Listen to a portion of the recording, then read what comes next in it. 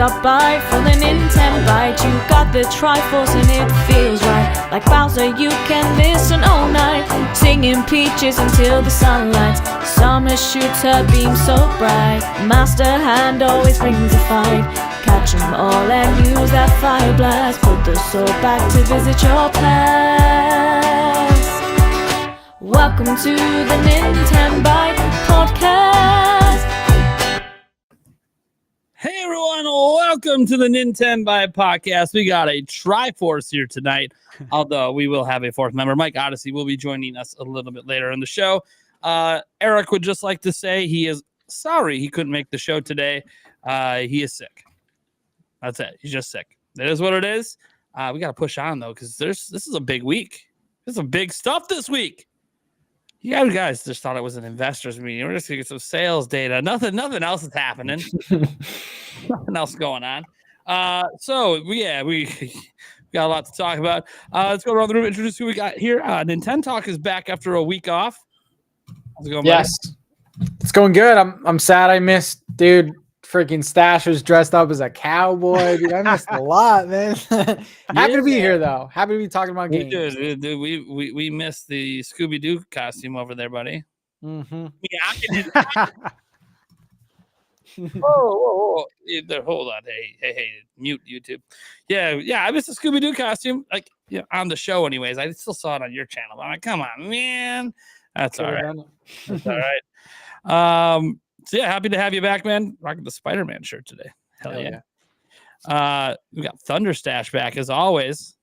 Yeah, what's up? I'm excited for this week. It's been a busy week. So many video games to play.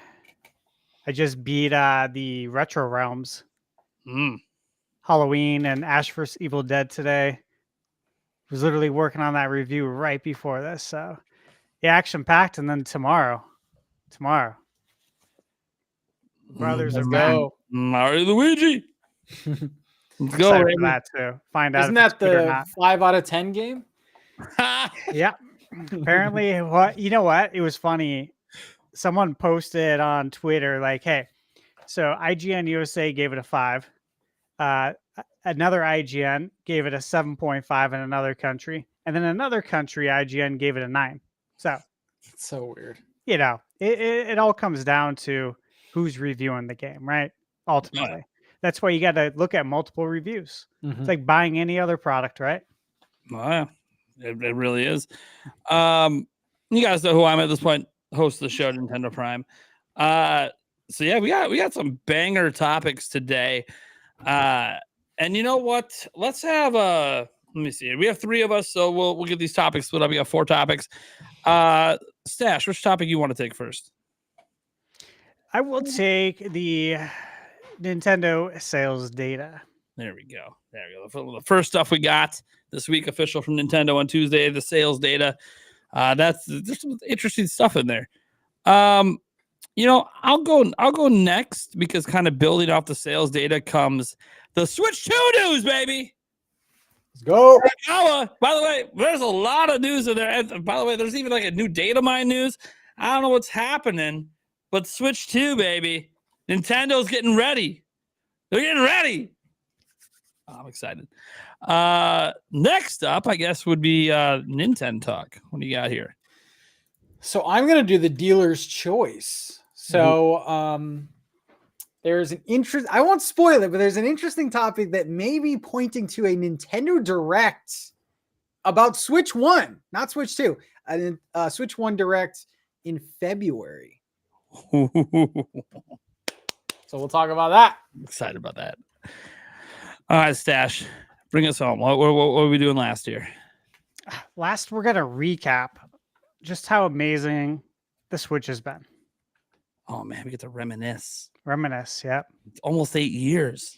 Which is crazy. Dude. Time's flying. Dude, I was 30 when this thing came out. Now I'm an old man. Yeah, I was in my early 30s. Now I'm what, almost 40. What happened? What's happened in 8 years? All right. Well, let's go ahead and hop right into our first topic. And I believe that was Stash. What are we doing, man? All right. We're going to start off with these numbers. And if you haven't seen it yet, you're going to see it now. because I'm gonna pull up the fiscal report here. So let Oh, me get this baby. pulled up. Ready. I didn't even link the fiscal report to the document. Oh man, I was in such a rush to try to get these topics in. All right, here we go. It's coming in hot. Fiscal All report. right, There we go. here we go. Now we're not gonna go over every single page in detail, but there is a lot of good information here. A lot of good information. Consolidated financial highlights. All right. So some of this stuff's not super interesting on this first page because it almost reads like a business tax return. Talking about the operating profit, the ordinary, the net profit. We'll go to the next page. We'll make this a little bit smaller. And we'll keep scrolling here. Current state of the Switch. This is a more detailed overview of the fiscal year's business situation. So, updated numbers. 146 million Nintendo Switch units, Damn. which is wild. Oh, one Now, you guaranteed this fiscal year, that's for sure. I love it. I think so too, because we all know that Nintendo's bread and butter is Q4 always since we were Calendar Q4, yeah. 1.3 billion software sales is insane, dude. Consider this. Nintendo Yeah. has never crossed $1 billion ever, and now they're just 300 million past that. Yeah. Billion. The Wii U, like what the best performing game was like what 7 million? Mario Kart, probably. Yeah, something like that. That's crazy. Yeah, absolutely bonkers. 1.3 billion units. And I believe the attach rate is about, it's almost 9, if I recall. If you guys saw that too, I think Paul Gale posted it. It's around 9 software units Wow. per each console owner. Here's your annual players. Nintendo Switch users, from children to seniors. Many people worldwide are playing the Switch. So they got 127 million people currently playing their Switch. So this is kind of interesting if you think about it, Wow. right? So 146 million Switches sold, with 127 million of them playing them. What are those other people doing? Extra systems. Yeah, people buy more than one. You think 19 million of those though? I didn't think this number was going to be that high, to Like be it- honest. I think it's high too. Like, I agree with you. I'm just curious what's going on with those other people. I think a lot of They people do quit? buy more than one system. I mean, I know I've bought more than one. Not everyone plays on all of them. It could also just be some people. I know there's some people that do a system for portable, system for at home, and they use the same account on both. So that would be considered one active user, but using 2 Switches. So, like, I think if you just kind of combine all the different scenarios together, plus you got to figure there's a number of Switches that broke and don't work anymore. I thought about that part. Yeah, so if you kind of consider it all together, I think that leads to us being in a situation where I kind of think it makes like 127 million active. There's also just people who stop playing Switch too. It's just collecting dust, right? Yeah. Yeah. So 127 million active Well, in your they said right here, they defined it as people who have played Switch at least once in the past year. So in the past 12 months. Yeah. So that makes sense. Yeah. Maybe Mike? people didn't log in. Mike Odyssey is now joining the podcast. What's up, Welcome Mike? aboard, buddy. Maybe people beat Tears of the Kingdom and then, put the Switch back down. Who knows? Yeah, maybe. Yeah, dude, that's still 127 million active. That's awesome. So we got a nice little graphic here of what the holiday season is going to look like, which we've known this, right? Yeah. We've known this for some time, but again, it's a nice little graphic kind of painting that picture. And, if I didn't own a Switch, I would be very happy to see one of these right here under the tree. The Mario Kart 8 one looks very nice. There's some nice console box art there. I need them all. It's funny they don't have Alarmo on there. Yeah, the Alarmo is not mentioned anywhere in any of their documents. It's actually Yeah, it's mentioned in one of the documents, like the original one. Is this the translated one? This is a fiscal report. The fiscal report one. Yeah, Yeah. I saw Alarmo in a list of things that they were mentioning along with a list of games, and then listed as other was Alarmo. Oh yeah. It's talking about like products they've released. Yeah. Yeah. But it's funny. I mean, later we're gonna get to a different topic when we get into the where they recap like the life of Nintendo and how healthy they're doing. Mhm. And they literally don't mention Alarmo as a product they're even caring about.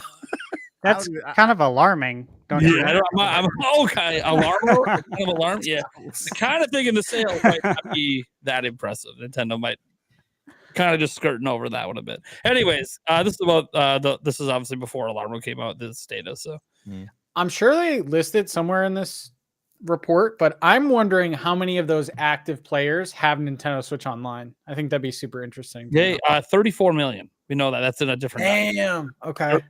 Which is technically down from their last report. They were at like 36, I think, last time. But dude, times the monthly price. That's awesome. And well, you also think about the 34 million. The big thing that I take away from that as well is like, yeah, the numbers went down a little bit. They've released no big multiplayer game this year, which is the number one driver for NSO. So to maintain that, I think during this like transition year, that's pretty good.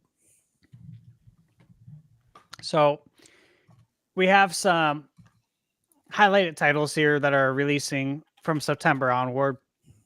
Dragon Quest 3 HD, super hyped for it. We're almost there.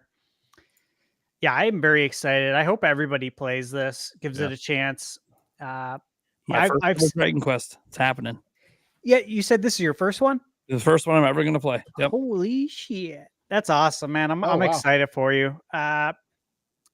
I got to say, like, Dragon Quest 11S is one of my favorite JRPGs of all time. And I've played a lot of JRPGs over the years.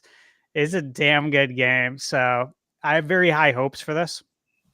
And I think if you like this, Nate, hopefully you'll play 11S when you get time. It's a long game. You're gonna have to chip away at it for a while. RPGs usually are. I heard it runs pretty well too. It's really like a really good port. Yeah, no, it runs very good. Because Dragon Quest 11S was built for the Switch. And then after release on the Switch, it was ported to PS4. And I believe Xbox. I always forget if they get it or not. So yeah, we got that. We got FC25, Yakuza, which, yes, it's an older game, but this is a big deal because this gets Yakuza on Nintendo, which will get it then on Switch too. I expect the other games, I'm sure you guys do too as well, to finally hit Nintendo's consoles. And I actually have this pre-ordered through Limited Run, the physical edition. That baby's going to be rare. Bet you anything. Sword Art Online. I've heard good things about it. I don't play it. Sonic Shadow Generations. I'm actually playing that right now for review. That's been great. Lego Horizon Adventures. Have you guys heard anything about any impressions? I don't know. On Lego Horizon? Yeah. Because I have. I've heard. Yeah, I saw a couple previews of it. It's pretty good. Yeah, the previews have said that this is the best Lego game they've played in years, possibly decades. Oh wow. Yeah. I think it's all credit to the IP because Horizon is a really, really good franchise. I played both of them on PlayStation 5 and I love it. So I'm pretty sure that maybe what they came up with for this Lego game. First, Lego is a really good company. They've done well making games on Switch. And second, the IP, when you put them together, I think the winning formula, and it also brings a PS IP to Nintendo, which is great. And I think it'll be, obviously I want to see it sell well for a variety of reasons, right? We all do. Because this could be a future relationship going forward, right? But also, I don't know. Have we ever seen a video game IP, a known video game IP, be so successful that they decide to make a Lego game based on a video game IP? I know we see it with movies, and You know, that's sort of multimedia, but I don't know if we've seen it with a video game. Like to have a parody Lego game made. I'm still waiting for Lego Mario. Well, that's what I'm saying. It's This so this cool. is where I'm getting at is that hey, if this is successful, this could be a blueprint, right? For other developers to say, hey, maybe we do this. I mean, shoot, we already have Lego products, and Horizon does have Lego products. Like a Crash Bandicoot Lego game. I'd be down for that. Yeah. Stuff like that, man. I think there's good opportunities here. And I think a lot of developers are probably going to be watching these sales on this very closely. Yeah. And because it's actually a very good point, because the Lego Horizon toy came before this game was ever announced. And I saw it. I'm not sure when it was released, but then we also have Lego Mario out there.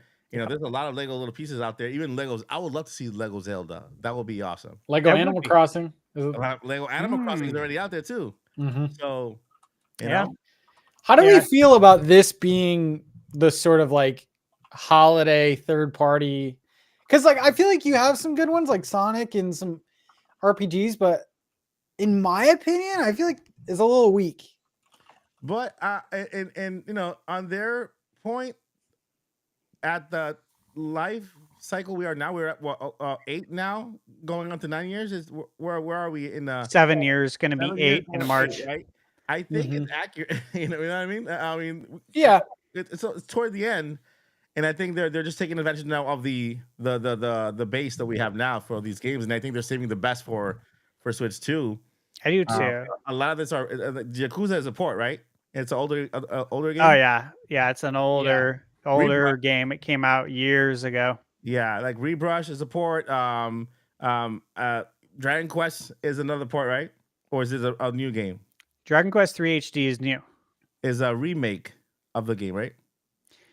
Yeah, it's a HD. It's a remake of an NES game. So I mean, it's completely new. But yeah, that's coming to all platforms. Yeah, and there's more to come.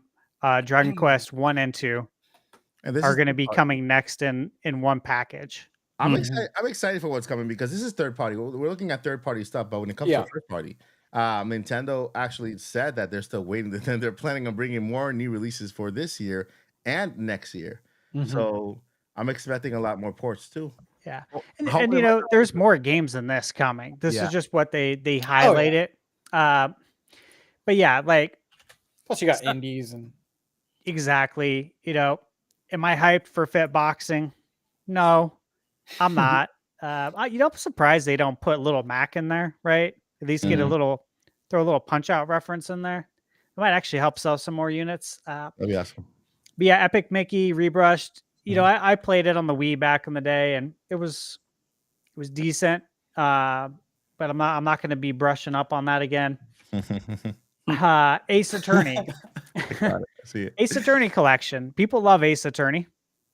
Yep, that's but big. Again, you know, all these games here, nearly like Dragon Quest. Yeah, it's a remake.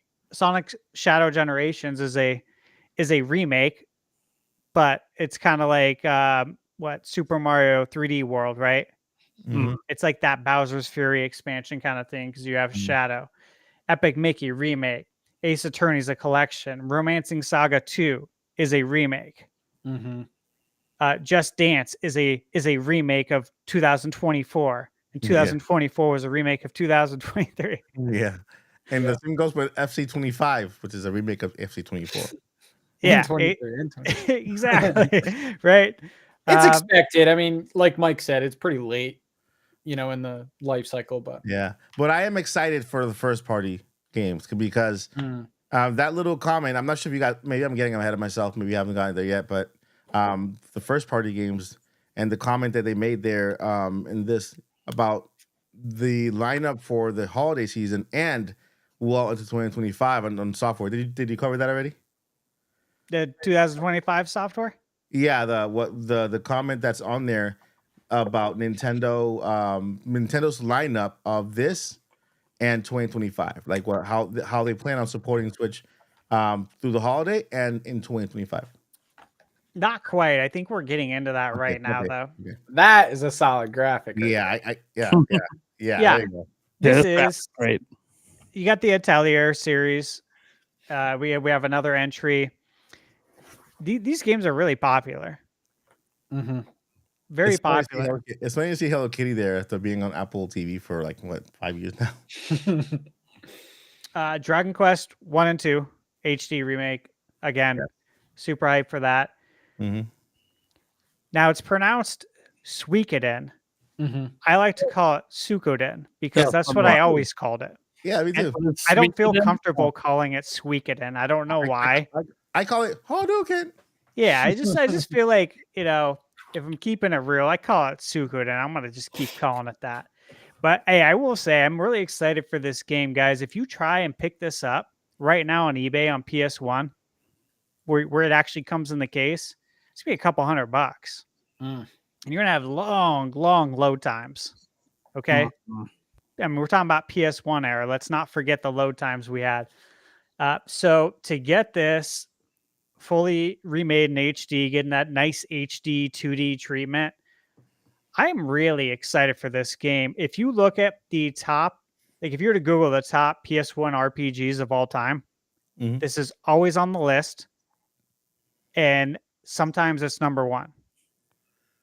So, and you guys know that PS1 had some of the best JRPGs of all time. Yeah.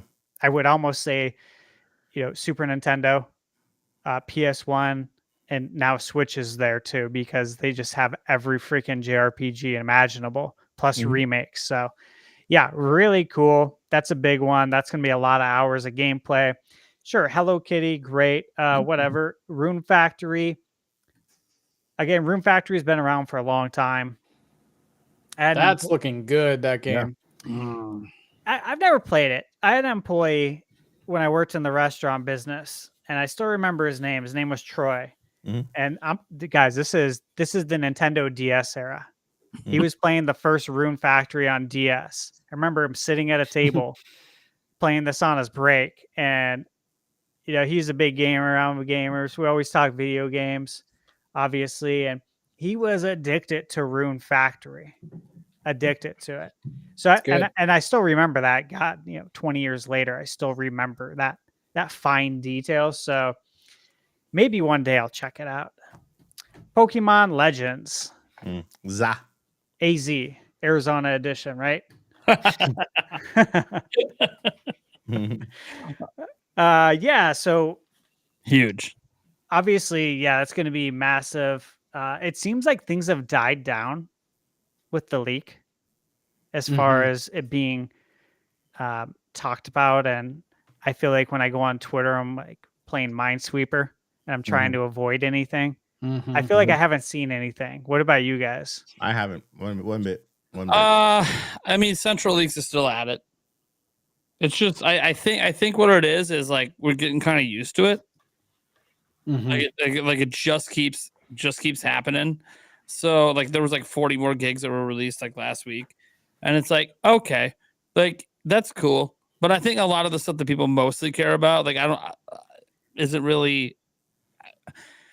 I don't think that anything, because like the things that people mostly care about at this point are just on the new games, and right now the source code hasn't leaked yet for ZA or for Gen 10. Supposedly they will be. I guess the leaker said he is going to be putting the source code out. Not a surprise. Yeah, he said he wouldn't do it. It's like, yeah, okay, you're going to do it eventually. You just like weren't they limiting what they were talking about with the new game? Like they were fine with the older stuff, but yeah. So now it's kind of like, don't be surprised unless they catch them if that crap gets out. Yeah. But yeah, for the most part, like, you know, look, they're just it's art assets, it's ideas. Like, okay, at some point, it's like, you know, you see so much of it, it's kind of overwhelming, and then you just kind of ignore it. Yeah, I hear on that. DK Country returns high definition. That's like the 7th port, right? HD, baby. Yeah, dude, that was ported on the 3DS. Yeah, it was. Yeah, it's been around the block. Yeah. This November actually, is Donkey Kong Country's 30th anniversary. Yep. And you know, I thought it would have made sense to release in November for its 30th anniversary. Yeah. But of course, we have other games, and they got to spread games out throughout the calendar. So I think that's why we're getting it though right now as well, is because it's right there. It's very close to that 30th anniversary, and also that rumored DK game get moved to Switch 2. Yeah. I think it's three things. One thing, they're letting us know they haven't forgotten about Donkey Kong. Second, they need a space a filler in there for January. Third, money. It's always money. Yeah. Yeah. No, they don't release things to not make money. This just seems like the laziest way to do it, though. Like, it's a great game, but It's like the third time. yeah. Like Tropical Freeze, I understood why. This one, I'm not so sure we needed this one to come back, but all right. Yeah, but this is the complete edition. Oh, I know. Because it has the 3DS levels. The 3DS levels. I got my thoughts on that. I got my thoughts on that. Once you get there, I got my thoughts on that. Yeah, I'd like to play it again, to be honest with you, with standard controls, but I don't know that I can support the price of it, the idea of it. Can I afford to buy it? Yes, but it costs more the than the original releases. No. Yeah, it's just the principle of it. You know what I mean? Like, I feel like we need to be. Tropical Freeze was like that too. In Unity. Yeah, Tropical Freeze was like that. And I didn't buy Tropical Freeze on Switch because me neither. I own it, but I didn't buy it till it was $29.99. Oh, there you go. I was like, there's no way I'm buying it at 60. Ain't no way. No way. Civ 7. Yes. Nate, you're gonna play that, right? Yeah, I'm gonna play the hell out of it. I'm probably gonna play it on PC though, to be honest. It's a Yeah. strategy game. Felt like it's always best on mouse and keyboard. Technically, I think I tested it out. Mouse and keyboard does work on the Switch version of Civ 6. But obviously, like, the frame rates are pretty bad.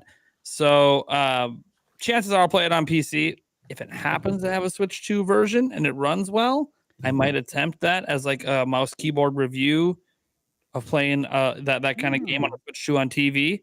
Might be interesting. But I'm not like, look, 6 already runs a bit rough. So like 7, I don't expect it to run much better. Feels a little uncivilized, huh? Yeah, kind of feels like like it's a Switch 2 game that maybe they're bringing to Switch just because it has got the big audience.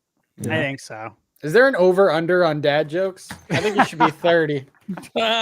It's all I got, man. Over under 30. Xenoblade. Obviously, we're all hyped about this, right? Is everyone excited? Mm-hmm. Yeah. We're all going to be playing it. I already own it on Wii U. I actually started playing it like 2 months ago, and then It was amazing to look at on Wii U. I remember playing it on Wii U being like, wow. And I don't even like JRPGs, but this one was good. Yeah, I miss playing RPGs. I just don't have the time anymore. Still got married and had kids. It's just weird. Yeah, it's a lot. Time Time consuming. Yeah, very time consuming. We got Guilty Gear Strive Nintendo Switch Edition. That's what it says, literally. You guys see that? Yeah. Okay, Yeah. that's something. Yeah. Yeah. So okay. So making content. Yeah, that means. So what concessions were made is my question. Yeah, right. Oh, something's not there if they got to specify a specific version. Yeah, that's exactly my thought, unfortunately. And then Legend of Heroes Trails into the Sky, or Trails in the Sky, another RPG. Yep. So a lot of time-consuming games, which is it's good for everyone who just plays Switch. And Metroid Prime 4 Beyond. Is that an indie game or something? Yeah, I think so. Yeah. Okay. And no one cares about Metroid. It's like a Dead Cells type. I don't even know why it's on the list. Yeah, I think it's a roguelite. Is it Metroid Prime Bed Bath and Beyond? Right. Yeah, that game's gonna be huge. Obviously, still waiting to see if it's cross-gen, but I mean, it's on Switch. Yeah. There you go. That's what I'm talking about. There we go. Yeah. So current state of Switch again, it's being played by over 100 million people. They got a steady stream of games coming, and a brief summary. Read the whole thing. Read the whole thing. The steady stream of new titles is planned for the holiday season and upcoming year. Yeah, so basically Nintendo's going to continue supporting the Switch with a steady stream of new titles in 2025, which is pretty cool. Oh yeah. They're probably going to support it to like 2027, dude. Yeah, and the thing is that if they were brave enough, well, I'm saying brave enough, they were cool enough to bring Xenoblade Chronicles X over to the Switch, that opens the door to a lot of other titles that people are waiting for, you know? Mario Odyssey, Mario Galaxy 2. Star Fox Zero. You know? Exactly. Yeah. Kid Icarus, Uprising. So they give a brief summary here. It said since last fiscal year, saw the release of course, Tears of the Kingdom, the Mario movie, Mario Wonder, that they did expect a decrease in sales and profits this year. And I think we all did too, right? Yeah. I mean, obviously you're going into the 7th holiday and then coming into year 8 here in March. So yeah. So that being said, Switch has maintained its momentum, still being played by 100 million people. They say this a lot, from children to seniors. Yeah. Yeah, from all the way from for everyone. From the oldest on this podcast to me. Yeah, E for everyone. Senior.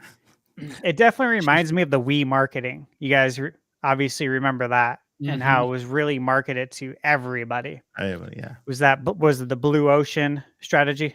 Yeah. Yeah. Yep. I mean, we still have a little tradition. We do bowling parties at my house, like my wife and my daughters. We do pizza night and bowling on Wii Sports. Oh, that's cute. That's so we fun, kind man. of move everything out of the way, and that's our bowling night. We used to go bowling, but we don't have bowling alley here nearby. So we took Wii Sports, and now we have pizza and bowling. Cool. Yeah, it's fun. It is still a lot of fun, the Wii bowling. Mm-hmm. So they said that we'll continue to make the hardware appealing with the steady release. Yes. But they mentioned this, moving away from the traditional dedicated video game platform business cycles we saw in the past. Mm-hmm. We intend to maintain the momentum of our business by continuing to engage many people with Nintendo Switch. Mm-hmm. It somewhere in here in this 59 pages, I know they mentioned a few things, and I saw it on another video. I think Kit and Krista's video. But the way they worded things really makes you believe that the Nintendo Switch is the brand. Yeah. Going forward, and it really is going to be like iterations of it, similar to, I wouldn't say it's going to be like iPhone, but that's the brand, right? For Apple, it's the Apple iPhone. I don't think we're going to get a new one right every year. It's never going to be like that, but this is the fusion, right, of portable and the home consoles. And again, we've talked about this before on the podcast with Nintendo closing down the handheld office, right? The handheld building and moving it all under one roof. I think that was in what would we say, 2014? They got married. Yeah. And so this is the future, right? Is this hybrid console? Yeah. I don't know. Like, there's no going back from this, right? I don't ever see Nintendo saying, "Hey, we're just going to make a home console now," or "Hey, we're just going to make a handheld." Like, this is it. This is the future. And they know exactly what you're talking about. They talk about it in this this PDF. I think how they used to kind of cater to the base console and handheld, and how they merged both of them. And so because of that, they are able to release so many games. And because of that little graphic, I have a theory that I want to talk about regarding that, because they mentioned a couple of games that are out there, and so I think that we're gonna get a lot of ports in the upcoming year, not only from the Wii U, the ones that are left, but from also 3DS, like they did with Luigi's Mansion 2. Sure, a lot of HD versions of 3DS games. Yeah, I think so too. They kind of have like studios like dedicated to porting stuff at this point. Yep. One thing too, like that the whole Nintendo Switch branding thing. That was one of my huge takeaways from the actual just the fiscal report aspect, not the Switch 2 and all that stuff, but like the actual fiscal report was really treating Switch like it's a brand. And Nintendo usually doesn't do that. They usually go, Nintendo's the brand, this is the product.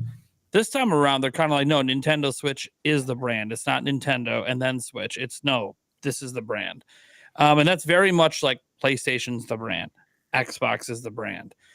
Really makes me feel extremely confident, not just on the potential of the next system being called Switch 2, but that like Nintendo doesn't look at this as like, oh, we're just doing this now with the next system. Like, this is what we're doing. We are doing this hybrid forever until people don't want to buy this kind of thing anymore. Agree. Yeah. That's exciting because it also means that we have a consistent direction for Nintendo as well. I know some people prefer when Nintendo's wild and you don't know what they're going to do. They're going to drop a motion control console, VR's being next, streaming stick, dual screens. And Nintendo's like, actually, we found something people want that's nobody's doing better than us, so we're just going to keep doing it. Yeah. And I think that just makes sense. Nintendo likes making money. It's exciting, but it's also scary because that's exactly what they wanted to do with the Wii, and that just completely crumbled. So it's like with the Wii U. So they definitely need to convey this next system to consumers. Like, yes, this is the next one. This isn't an attachment. This isn't a freaking like boost, because you don't want consumers to be like, oh, well, I have a Switch, so like, why do I need this thing? So yeah. Well, sure. And we can get that into the Switch 2 segment when they talk about how they're trying to get the continuation going. But I just was really excited to see Nintendo treat it as a brand because they haven't done that. And I feel like that has also created a lot of inconsistencies. A lot of their up and downs as a company is like every system's like resetting with this brand new thing rather than trying to keep something going. I know Nintendo has tried to keep things going and they haven't always been able to successfully do that. Yeah. But I don't know. We'll get into that later, Brad. That was something that I did note. I had it actually highlighted on my document that Nintendo keeps mentioning it as a brand, which I think that's important to note. I think it is too. I think that's great. And yeah, I think the Switch, the hybrid factor, the form factor is the foundation. It is. And I do think that with Switch 2, there's going to be some new tech. And I think when we get Switch 3, there's going to be new stuff, but it'll always be a very similar foundation, but with new tech, new bells and whistles. Again, similar to what you'd see with the iterations of iPhones, right? But probably cooler because, it's video games, it's Nintendo. Yeah. Okay, so again, this is where they mention merging the two platforms that were previously separated. And we actually just mentioned that into home and handheld. Focusing on, of course, strengthening relationships with third parties and regional expansion into growing markets. And then they kind of go into explaining those points. And again, just reiterate that, hey, this is how it used to be. It used to be Wii U and 3DS. And again, when it was like this, we didn't have a steady flow of game releases for each platform. Months would go by. So it's great that these were combined because now we've had a Switch game every month, right? Yeah, it still stands. So it's wild. So again, this was great. We'll get into this a little bit later. This infographic here. That's crazy, man. Because we're actually going to do a little something with that. And again, this just kind of goes into some more detail about how they merged it. Emphasis on consumer touch points here. Dedicated Nintendo spaces created in cooperation with retailers. Now, this is interesting to me because, of course, I love physical. I love physical games. I think we all like physical. And we were talking about it, obviously, with Xbox kind of getting out of physical. And when they fully exit, which they're almost there, they really are. If you go to your stores, you go to Walmart, Target, Best Buy, there's like nothing there for Xbox. Yeah. Sony may follow suit on the next console. Nintendo is like, hey man, we want dedicated spaces in retailers for our stuff. So this is what I was talking about a couple of weeks ago about, hey, Nintendo should double down on this and be like, hey, if the whole video game section is just for us, great. You know what I mean? Like, if you guys don't want to do it anymore, that's fine. And again, we'll get into it, but their numbers reflect this. They're selling more physical games, right? Their physical share is larger than digital. Yeah, Nintendo's strategy is I think, the best out of the three because they're looking for how to get in your face as much as they can. If you're going to the store, they want to make sure that they get in your face. If you're going to a theme park, they want to be in your face. You want to go to the theater, they want to be in your face. You want to go home, they want to be in your face. So as much, they say out of sight, out of mind. This is how you become a brand. This is how you cement yourself as like a world renowned, immortal company. Literally being everywhere. I think it's really important to have that presence at the stores. They need food now. I want food. Nintendo food, like I had the cereal. The cereal, man. That cereal, guys. Mushroom Kingdom. I still remember what it tasted like. It was I don't pretty know. good. Dude, the Nintendo cereal was so good. Who made it? Who made it? Who was the That's a sponsor? good question. It was a friggin' amiibo too. Really? What the heck, man? Where was I? You could scan it. It was back in like when Odyssey was out. Wait, were you talking about a Nintendo cereal with Odyssey? Oh, the Super Mario cereal. Is that what you're talking? I'm talking about the Nintendo cereal system. It came out in the 80s. Oh, okay. I was talking about the actual cereal. Oh yeah, no. This was it was really good cereal. It came out in the 80s. It was called Nintendo Cereal System. And it was like Mario and then Zelda. I remember that cereal. one. I don't remember the most recent one. Yeah, the Odyssey one, man. It was a Yeah, red I box. know. I never tried that one. So this just talks about the NSO and how it's giving free updates. Obviously, we got hoops in Nintendo Sports, Mario Golf Super Rush, Strikers, Metroid Dread, got a boss rush mode. And again, this other DLC, the expansion pass for Zelda, Smash Brothers. They're just saying how they continue to support games after they have released. Paid DLC again. This was with Splatoon, Smash Brothers, and obviously we know about Mario Kart. Here we are, 34 million members for NSO. That's great. I agree. Does it break down which ones have the expansion? I was looking for that. I don't see it here. I was curious if it did break down. It looks like it probably doesn't since they're already onto Nintendo Music now. But yeah, I am curious how many people have the expansion pack. Yeah. What would you predict if out of those 34 million? 6 to 7. Yeah, I was just gonna say that. Yeah. Do you think 34 million, are they counting each individual account? Because we have a family account and we have like 4 people under one account, or probably individual. Right, individual. Yeah, I think individual. Yeah. Same sure. Nintendo Music. We talked about this. Now, since last week, Mario Wonder has released, and now Donkey Kong Country 2. That's came out. So that's good. It seems like they're going to be adding music faster than they add games to NSO. If you've been following the Odyssey, I've been talking about the streaming service for music for a little bit now. Through patents. Yeah, you have. I've seen that. Downloadable versions of packaged software.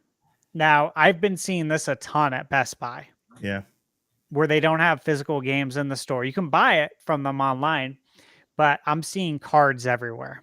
I don't see the point. I don't either. Literally no sense. Okay. Here's the thing.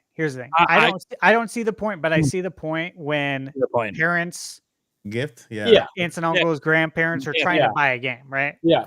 Gifts are the big thing. Instead of getting eShop cards, because remember, like if you get like a $50 eShop card, that's not enough to buy a $60 game. It's not. You get the $99 eShop gift card, you still can't get the voucher with that. It's not enough. Yeah, the taxes and stuff. So I actually see the point, because there could be lots of people or friends and kids that like they prefer digital versions. Like, hey, I really want this game. Well, hey, I'll just buy you the code for it. I mean, I think even to myself, like, hey, people buy me gift cards and stuff all the time. It's digital codes. I appreciate it, and that's kind of what this is. It's like buying someone a game with a code. I think it's all right. Yeah, you're right, because it gives you. You can put these like everywhere in the future. Like they can be in gas stations on the little spin bills and stuff. Like it, They Yeah. could be at the grocery store, like where the gift card center is. You know Yeah. what they could do? There's a lot of opportunity. They can turn them into collectible cards, maybe like something that you just, maybe like a little harder. That way you can just kind of rip apart the top part and the bottom For the- part, and the I'd center. rather becomes they like a do card. this than sell a physical cartridge that has a code inside. Yeah, Yeah, that's Yeah. that I hate so much. God, I hate that. yeah. But again, Yeah. I guess it's kind of the same thing as this, but it's a waste. It's a waste. Wasteful. Like, Yeah. yeah. Like these are like little cardboard things that are biodegradable. Not wasteful. Yeah, that's what I mean. That they turned that middle section into like a collectible card. You just rip off the top and the bottom, and it becomes like a little card with some like little facts in the back and everything. Yeah, that'd be cool. Yeah, I think it's cool. And, again, it's good for gifts. And kids lose games. Now, look, I didn't lose games when I was a kid, okay? But kids do lose games. And these games are really small. Like Game Boy games. Yeah, these are small. Like they're smaller than Game Boy games. These are very small game cards. So this is what cartridges used to look like, back in the day. So it's hard to lose. Hard to lose, yeah. Strengthening relationships with software publishers. And they talk about the establishment of the Nintendo Developer Portal, website dedicated to developers and publishers. So again, I've never seen this. I can only presume it has a lot of resources on there for them to help them along the way with the development of the games. It says there's, affordable dev kits, support for middleware such as Unity and the Unreal Engine, all good stuff to help support the third parties. Which what does it say there? Is this for developers? For developers, yeah. Yeah. This is what they've done for them this generation. Okay. It would be cool if they kind of had a program after the Switch is out. Maybe like a little. Well, you can just buy a Switch, I guess. But a dev kit kind of gives you more tools to develop and to kind of test, and so maybe like have a developer program. I'm just into developers. Developer program where you can get an actual dev kit right after the system is out, so you can develop games on your own. As a single person developer. Yeah, totally. Strengthening relationships with software publishers. So I don't know about you guys, but when I saw the devs listed here, my mind goes to Switch 2 immediately. Like, yeah, for sure. Like, are these the ones that already have dev kits for Switch 2? Or oh, for sure. Yeah, you know that. My mind also goes to there was that rumor by PH Brazil where he said that Nintendo started this third-party program to get them to port more games to Switch 1 next year because Nintendo's going to have less releases than usual on Switch 1 because they're putting a lot of their foot forward with Switch 2. So this to me was kind of like, hey, look, Nintendo is now like admitting that we're working with third-party partners, like trying to strengthen that bond and get them to do more stuff. So I'm kind of like, hey, that's kind of cool. I see Microsoft and I like it. Hey, if you look at this too, like look at this, right? Rune Factory, who makes that? Square Enix? That's Marvelous. I think it's Marvelous, right? Yeah. Okay. Sega. Yakuza. Mario. Which is an old game, right? Yep. Yakuza, yep. Electronic Arts. They're bringing that Wii Sims game. And FC, isn't that there? EA Sports. Yeah. So Yep. Warner Brothers, they brought out the Batman Arkham trilogy. Yeah. Animaniacs from so we're seeing some of the fruits of that, I think, already. By the way, I see From Software better be Elden Ring. That's what. So when I see From Software, we have Dark Souls remastered. I know, but come on, Elden Ring. Well, what I'm thinking too, I 100% think we're getting Elden Ring on Switch 2. But what I'm thinking for Switch 1 is, are we going to get the other two games? Dark Souls 2 and 3? Yeah. Well, if you are, it'd be next year. Yeah. Next year is like the perfect year. Yeah. I think that would be pretty cool. So who knows? Maybe we'll get that. Arc System Works.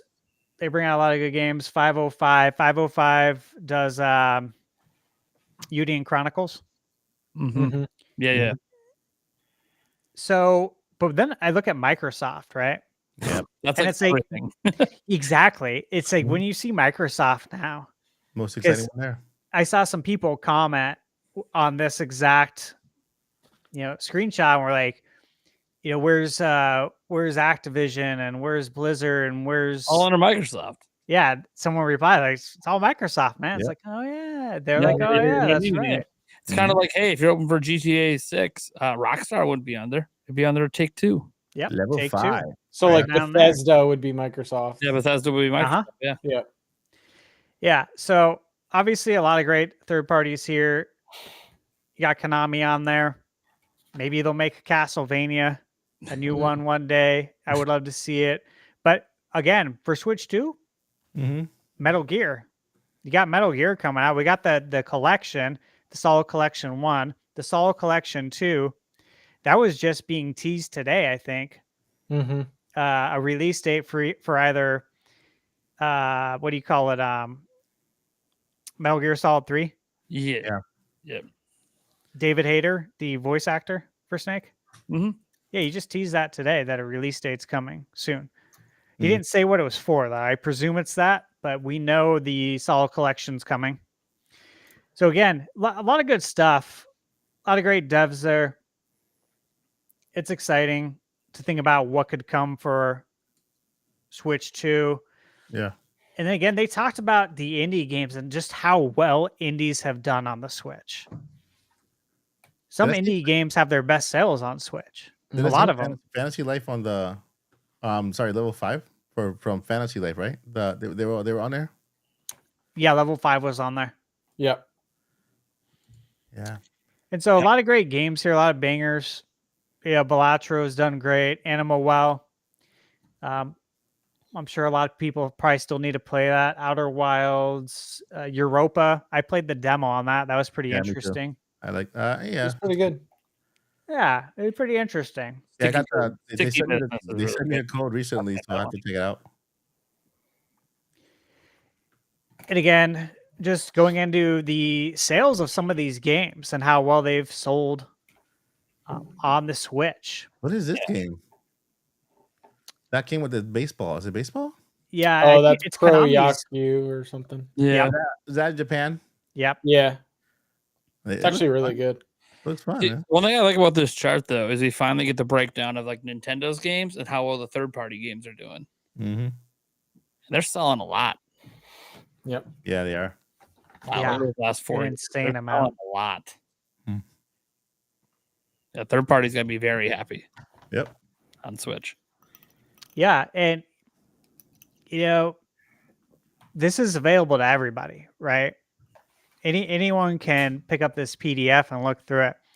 But I would just, when I was thumbing through this, I'm like, man, these third parties got to be just salivating for Switch 2 because they're going to make so much money if they bring their games over. Yeah, you gotta support day one. Gotta be there. I agree. Regional expansion into growing markets. PH Brazil, man, it's growing over there, right? It is. Yep. Yeah, Universo, what is it? Universo Nintendo website? Yep. They're finally in China now. Oh wow, that's pretty cool. Yeah, that was always a big deal because of all of the what do you call it? Not hacking, but you guys know what I'm saying? What's the word I'm looking for? Wasn't there like weird laws there that they The couldn't- opposite of hacking? Yeah, not hacking. It was when you get Intruder? games illegally. like Yeah, counterfeit?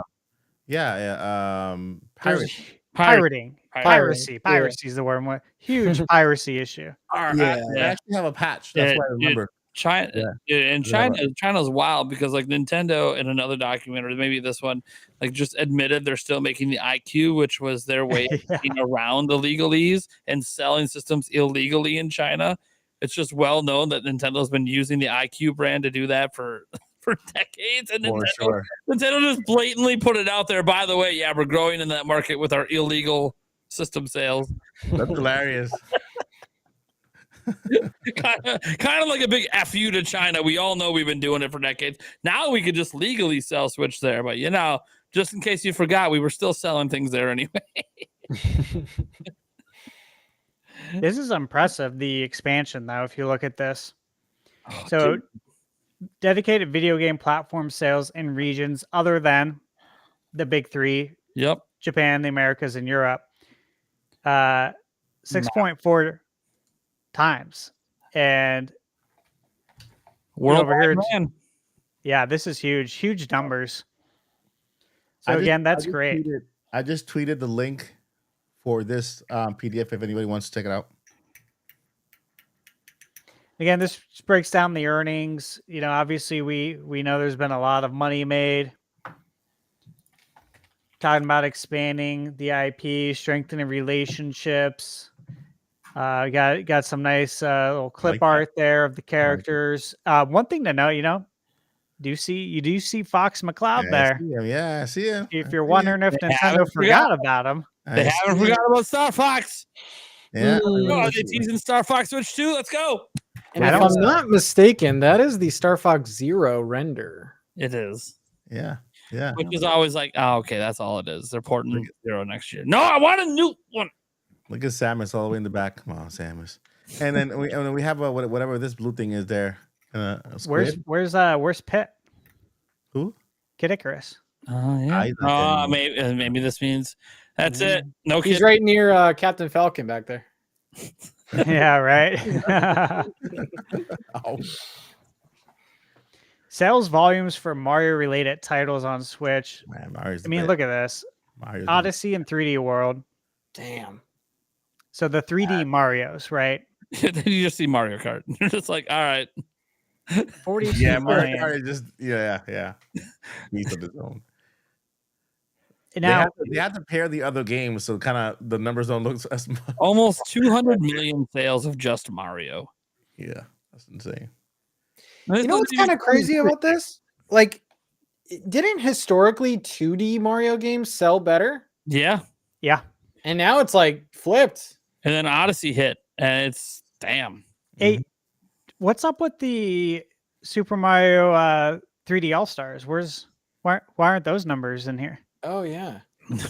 That never existed. It was like a dream. Everybody was living for a couple. Where's of Mario They don't 35? want to remind people that they It's FOMO'd right. and deleted it from the internet. right? Yeah. That's interesting though, because I have a feeling that sold. Have we ever seen sales numbers on that actually? I You don't don't. notice how there's no Paper Mario in here either. Oh No yeah. Mario RPG. Mario related. Like, there's no actually a lot sports of Mario, titles. there's actually a lot of Mario games. They don't. That's why I said they're well north of 200 million if you count all the Mario. Yeah, Yeah, Mario, there's Mario sports Maker's ones. there, so Yeah, they put Interesting. Mario Maker, and yeah, it's kind of weird like what they chose to show and not show, even though the sales are still solid on the other stuff. Too. yeah. Mhm. This is wild. So obviously we know what the sales have been for Animal Crossing and Let's Smash go. Ultimate, My game out there. but Play it every day. seeing the two Zelda games, the two 3D Zeldas, 53 fucking million. over 50 million. That's Insane. crazy. Tears of the Kingdom hit 21 million now and actually moved up the top 10 chart a slot. That's crazy. Mhm. Yeah. Jay Biggs, Mr. New York for Life, just mentioned in the chat, and I thought this was around the number, so I'm glad he confirmed it. But 3D All Stars did just under 10 million. Oh, wow. They There you made go. that many? Yeah. Yeah. The All-Stars. But Nintendo doesn't want to remind people that you can't buy it anymore. Yeah. That would be a good game to bring back for 2025. To fill in something Yeah. in the calendar, man.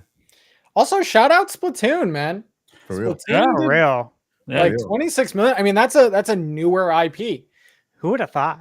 Well, not anymore. Splatoon has one of the best ongoing communities and games with events ever. Like since Splatoon 3 started, they've been supporting that till like just recently, where they had their last Splatfest, and even now they had a last I think Halloween event. So I think like one of the best ongoing supported games by Nintendo. Even I wish that Animal Crossing would have gotten the same attention that Splatoon did. When it comes to the ongoing events and like things like that. Yeah. And I'm just like, I'm happy for them, but I'm a little jealous as well. I'm wondering if we're gonna get more frequent Splatoon games. Like not every year, but maybe Yeah. every other year or every 2 years. Maybe like 2 per console. Maybe three. Call of Duty style. I can see it Yeah. being, I can see them going 2 per gen. Kind Yeah. of looking at that. They just did 2 in a gen. They're kind of set up to do Splatoon 4, early in the gen again, Yeah. and then drop another one later in the gen. Yeah. Or just do Splatoon Ultimate and just kind of like add more characters as they go on. And So Pokemon. Pokemon games. Jeez, Now, damn. you guys will Man. notice where Pokemon Mystery Dungeon is not on here, and that's a physical game. Oh, And yep. New Pokemon Snap's not on there. Pokken isn't on there. Yeah. Yeah, so they're not even including everything. Yeah. So I think they're just Detective saying, Pikachu. hey, here's our mainline series. And again, they put Legends on there because, again, that is going to be part of the mainline, like Legends is considered mainline by flagship status. So yeah, it's just the mainline, not the, I guess you could say the spin-offs. And 99 million as of September 30th. So they're probably past 100 now, right? Yeah, I think they're both salivating for ZA to come on next year. They're like, money. My favorite from the list is I'm sorry, short. I gotta say Sword and Shield. Sword and Shield. That's my favorite from the entire list. Arceus. Yeah, I'm Arceus on this. All the way. Arceus and Arceus? Yeah, me too. Scarlet Violet runs like doo-doo. Not good. This was an infographic I liked right here. And so, again, many series titles are showing growth, right? Yep. So, if you look at Pikmin on the Wii U and on the DS by the way, I wish Nintendo wanted to use the Wii U as the gauge. I know. It's like it makes the numbers look insane, but it's kind of like, okay, that platform bombed. Can we go with one that didn't? Hilarious. That's so funny. No, I agree with you on that. But I mean, the point still stands. Yeah. 1.78 million between their home and handheld console, right? Yeah. And then just on the Switch, we're nearing 8 million. It's going to get there. Pikmin! I gotta get into Pikmin. That's huge. I'm giving in. I have not played any of them. Oh, dude, Pikmin 4 is a masterpiece. Pikmin 4 is amazing. So should I start with Pikmin 4 or should I start with the early one? Confirmed they already have another Pikmin in the works. I would play Pikmin 4 first, man. Yeah, you don't really need to play the prior ones. Okay, so Pikmin 3 is good, but 4 is 3 is really short. 4. I also want to get into the app, into the Pikmin app, because I know that I heard that they're going to do some type of stuff with Super Nintendo World, and so when the park opens, I'm probably going to turn it into a Super Nintendo World channel instead of a news channel and doing a lot of stuff with the theme park. But I'm looking forward to that just because of the app and the park. Pikmin, man. Yeah, I'm excited for Pikmin's growth. Yeah, man. I am too. I'm happy for Shiggy because this was his creation. This all came out of him gardening. We all know the story about how Pikmin came to be. And so this is cool that this is turning out to be a success for him because it wasn't always looking that way. And so I'm happy that it's found life. Kirby, huge. Yeah. So unofficially, can I mention something about that list I sent you, mate? What list? The leak. It's your list, man. You talk about whatever the hell you want. I just want to mention. I've been following the list, kind of following the news, and I already confirmed about the Lego movie that's coming, whatever. But aside from that, Pikmin was on there. Just so people in the audience know what the hell he's talking about. It's a list of it's a supposed leaked list of a bunch of upcoming Universal or something movies, animated movies. Has everyone animated, not all of them, just like the animated movies. Yeah. And there's like some Nintendo ones. By the way, none of those Nintendo ones have been announced, but the Mario movie is in there. The second one with the April 3rd release date, and then there's also unofficially, it's not Star Fox, and also there's Pikmin. Yeah, very interesting. You mentioned Star Fox is in there. Yeah, by elimination later on. I'm pretty sure it's gonna be like 30, the year 30, 2030 something. Well, I mean, it just goes to show that. One thing I like about this list that Nintendo has on screen too, right here for Pikmin, Kirby, Metroid, Xenoblade, it's showing that Nintendo's not just caring about the big boys. Yeah. Yep. They're actually paying attention that their smaller series are growing as well. And that's awesome. Kirby's pretty impressive because the 3DS titles were pretty popular, I thought. I mean, I guess not as much as I thought, but like you had Triple Deluxe, Robobot. Came along, baby. Yeah, the Switch. Yeah, lands almost half those sales. Forgotten that was amazing. Yeah, I think the most interesting ones here are the last two, for sure. I do too. Like these are great, Pikmin and Kirby. Metroid is something that is obviously interesting, I think, for all of us. I think for our longtime Nintendo fans, we really care about Metroid, the franchise, and want to see it be successful. Mm-hmm. And so this is encouraging to see that, hey, during the Wii U, now The Wii U didn't have we didn't get one. but, Yeah. but it includes 3DS. 3DS had obviously Federation Force, but then Samus Returns. It is really weird between those two. They couldn't even get a mill. Yeah. It's Exactly. Because Method, I think on Switch right now we only have Prime 1 Remaster and Dread, right? Nothing else. Yeah, that's it. Yeah. So I feel Metroid is gonna skyrocket with MP4, you know, and I'm calling it now. After Sony is done with the Legend of Zelda, I think they're gonna go ahead. They're heading over to Metroid live action. that'd be cool. I think it's well suited for Yeah. something with TV, whether it be a show or a movie. But so about 5 million. It's gonna be 5 million. And then you got to ask, if we get Metroid Prime 2 and 3 HD, which we should, we better. Not going to go into why again. Said it a million times, but right. if you think about 2, 3, and 4, so we could potentially have, we should 3 more Metroid games. Wow. Which then you got to say, I wonder what this is going to look like, you know, a year from now, 18 months from now. It's crazy, man. It's crazy. Like, it should be a lot.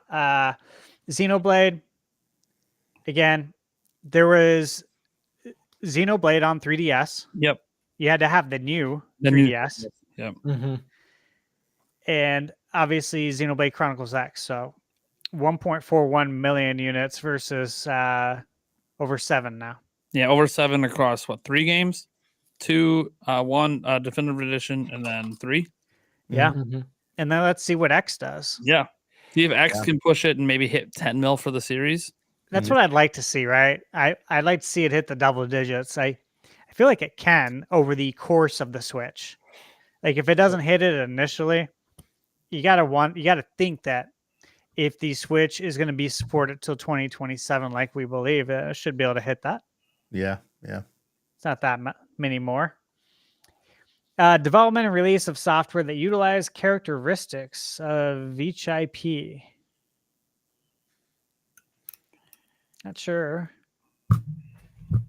Okay, merchandise, theme park, mobile. This is the stuff we talk about all the time. Yeah. This is just Nintendo showing this is how we make all our money. Yeah, This is how we're taking over the world. That's what they're saying there. yeah.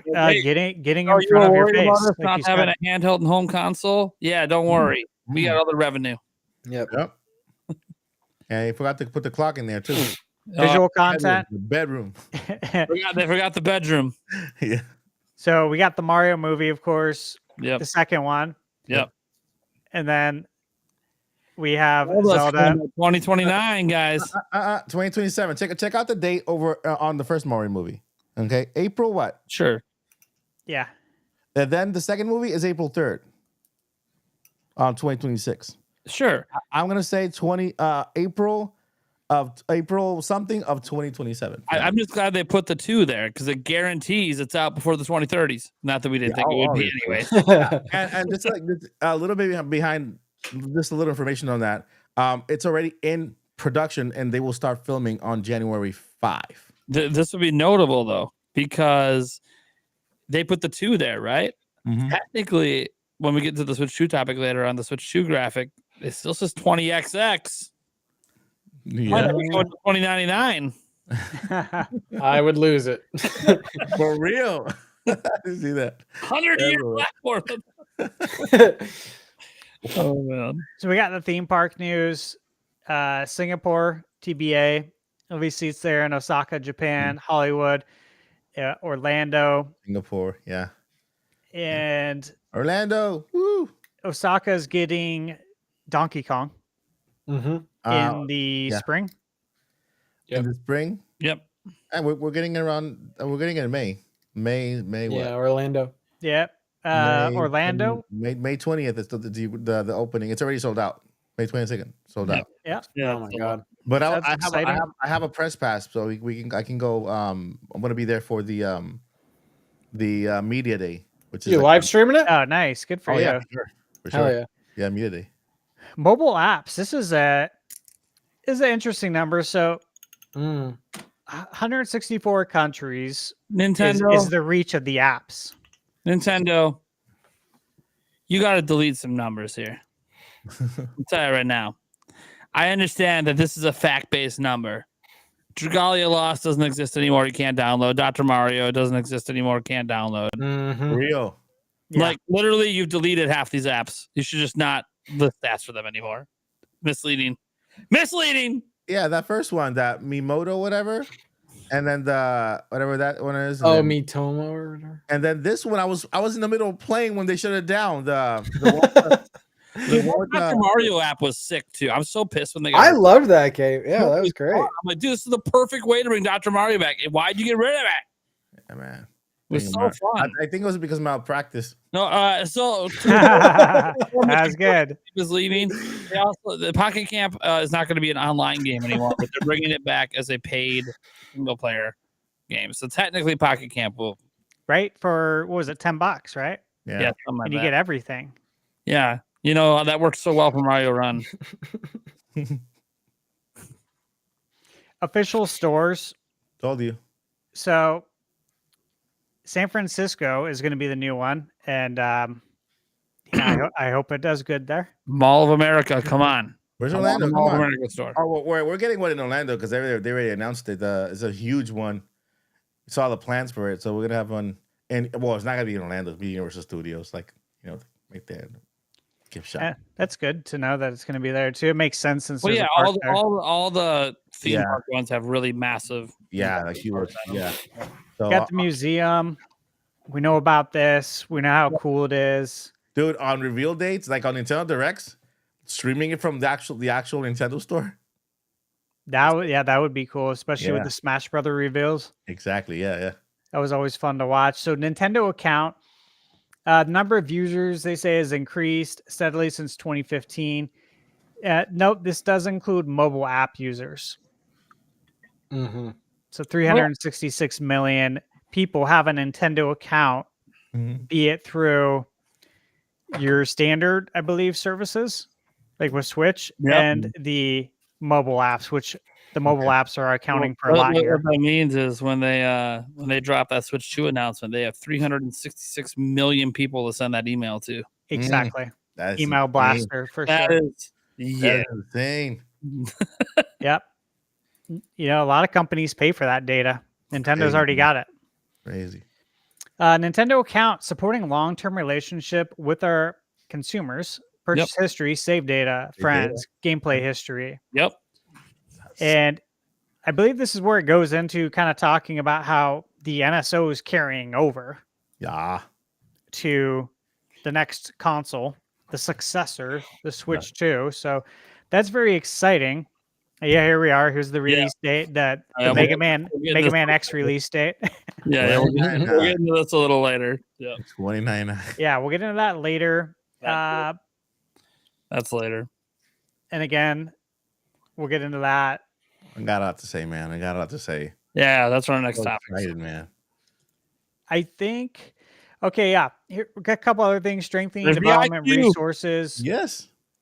So this is good stuff. Remember, we talked about Shiver a week or two ago. They're a port house, which is great. That was a good pickup. Monolith, IQ, NST, Nintendo Pictures. Woo. Mario Club. Didn't we hear there were like layoffs at Mario Club? And then Nintendo totally debunked that. exactly, like Yeah. right after, like, no, that's You'll not be like, true. nah, no, actually, there Nah. isn't. Have a good day. That's not us. We don't let people go. Yep. We just fire them quietly. So that was good to see Nintendo come right out because they usually don't comment on stuff. Furukawa does, man. I love that. Yep. He's twice now. He's commented on rumors and said, "Nah, it's bullshit." Environmental stuff, not very interesting for the podcast, but if you're interested, Well, but for like investors and obviously like government regulators and stuff. and hey, this is the basics of customer service right here, right? Build good, lasting consumer relationships, bring smiles to generations of consumers. Have they done that for me? and you and you and you. Yes, they've done it for all of us, right? Everyone in chat. Well, they failed me. They brought a lot of smiles to our faces since literally the Failed. 80s. So, Man, I'm a sad boy. aim to be a safe and secure brand, which makes me think that we're still going to have friend codes. And no voice chat locally. no. It's like, oh yeah, you can use your phone to call your friends. Oh, I do that anyway without it. So Yeah. And this concludes today's presentation. Thank you for joining us. Don't forget to subscribe, hit like. Yay. Nate, All do you want me right. to hand out the tests to everyone? Yeah. That's now. All right. Yeah. Go ahead and paste the link to the test in the chat for everybody. I literally felt like I was back at work. Please put your pen Back at mortgage doing a PowerPoint. Yeah. You were presenting for Nintendo right there to the crowd of hundreds. Yeah, pretty interesting stuff going on there. So before we get to our next topic, which is Switch 2, which I got like goosebumps thinking about it. I had to address something. All right. I got a super chat in from this Prime guy. I don't know who the fuck he is. All right, first, I'll take a shot. Got it. It's poured. It's ready to go. But there was a certain bet that me and Nintendo Talk had going on.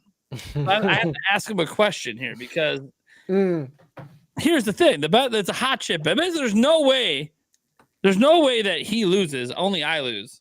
Yeah. So does what Nintendo say count? What was the bet again? Wasn't it? They don't remember the bet. See, he doesn't even remember the bet. Wasn't it about them announcing Switch 2 by the end? It was about them revealing it by November 5th at the latest. Yeah. They technically didn't reveal it. If you want to hold on a technicality, but they did give us news. I'll give you till the end of November. How about that? Oh, that's good. That's gracious. You know what? Because remember, we were all thinking, guys, if it wasn't revealed by November 5th, that obviously it would not be till 2025. But then Nintendo said something that I'm still on team 2024. There's a very good reason to still be on it too, based on some shit Nintendo dropped, which we're about to get to. Let me go ahead and throw this shot back. We got to talk about Switch 2 because baby, donations or shots. Donations are shots, $5 and up. There you go. Shots of hater tears tonight because, oh boy, for once in my life, I get to dunk on the haters. I usually deserve the hate.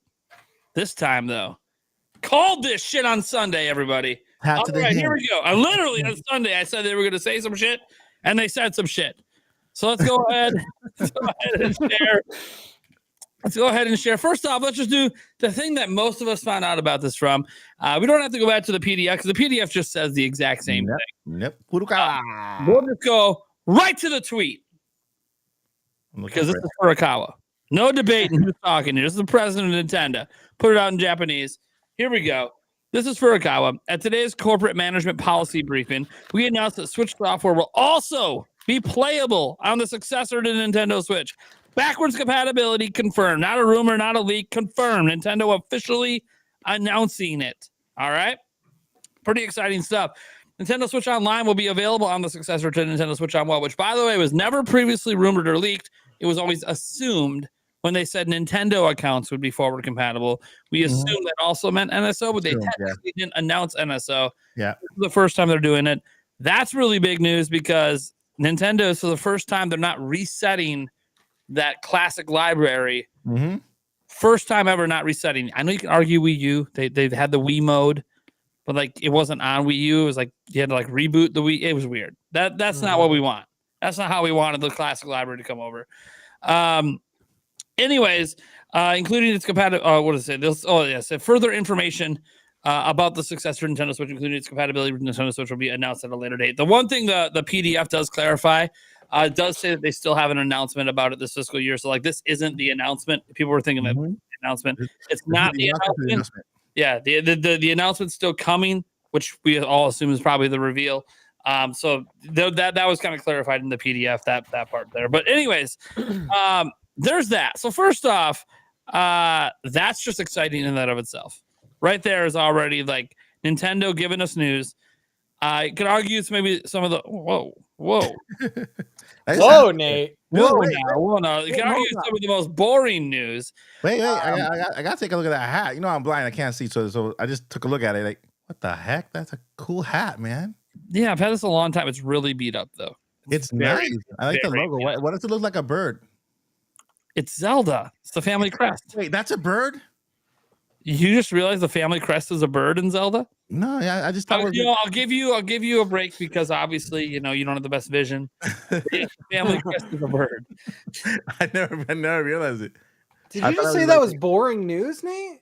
I think that's little exciting news. Okay. No, it's a little boring because What's boring? if you follow my channel, you already knew this system was backwards Oh, yeah, compatible.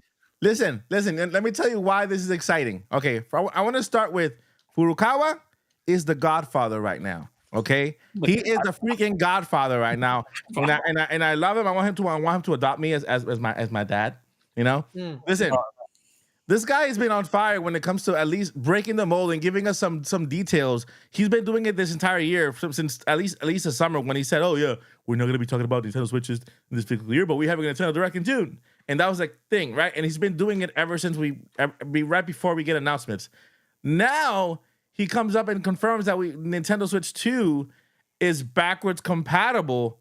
Something that you normally would hear in an announcement, in a trailer or something like that, but he's telling us right now. I know it's strategically because guess what? The holiday season is around us. Black Friday is around us. That means you can literally buy any Switch game, even if it's on sale, and that game is going to be on Switch 2 with you. It's going to go along with you. It's going to be like, hey, and there is no better time to literally grow your library right now and just grow your backlog than Black Friday, knowing that all of your games are traveling with you. So to me, that's extremely, extremely excited. Now, if I pair that with the possibility of AI upscaling when we know more about the Nintendo Switch, our games that look better, play better. Yeah, no announcements on that today. Future update. Yeah, on how the whole thing works. So, you didn't mention specifically digital or physical, but then again, it's always noteworthy that if it's just backwards compatible, it's just backwards compatible. You don't have to note anything. So it should be physical and digital. Yeah. Brazil came out to say it is physical. By the way, physical has been also rumored for a while. That is probably the same cartridge slot. Like they did with 3DS and DS back in the day. And even if it's not, then it would just be like if there would just be two cartridge slots like the GBA did for Game Boy and then GBA cards. Yeah. And I think DS too for DS and GBA cards. So Nintendo has a history of backwards compatibility. So not really like the biggest surprise, but they've never had to have a digital backwards compatibility before, and they will. And the fact that he said that there'll be more information on how this works, but it should be pretty obvious how it works, right? Put your game in and play it. But what if there's more? You have to put your passcode. What if there is upscaling? What if there is other stuff? That could be like, hey, we're going to give you those details later. So we'll have to wait and see what those details are. Obviously, part of those details have to be on how you get your save data over. Especially people that want to worry about not losing their Animal Crossing islands and stuff like that. Like this transfer system, it works. Moving it between Switches, it's not the best. Could be improved. Yeah. I hope it's not worse when you got to try to bring it over to Switch 2. Well, didn't Wii games like look better or perform better when you played them on Wii U? Weren't they like sort of not upscaled, but like I'm pretty sure they look a little bit better. Someone tell me if I'm wrong, but yeah, I'm pretty sure Wii games look better on Wii U. Literally that might be it because they literally just put a Wii chip in it, and that's what it ran on. So I don't really know how it looked. If it looked better, it's just because it's HDMI. Yeah. Output that could have been just it. That the reason HDMI instead of component cables. That was the main reason why. Okay. Because I know in the Wii U they literally just put a Wii chip in it and we're running. That's why you had a reboot because you were booting to a different chip. This also has me excited because, and I know it made sense for the Wii U because Wii U wasn't super successful.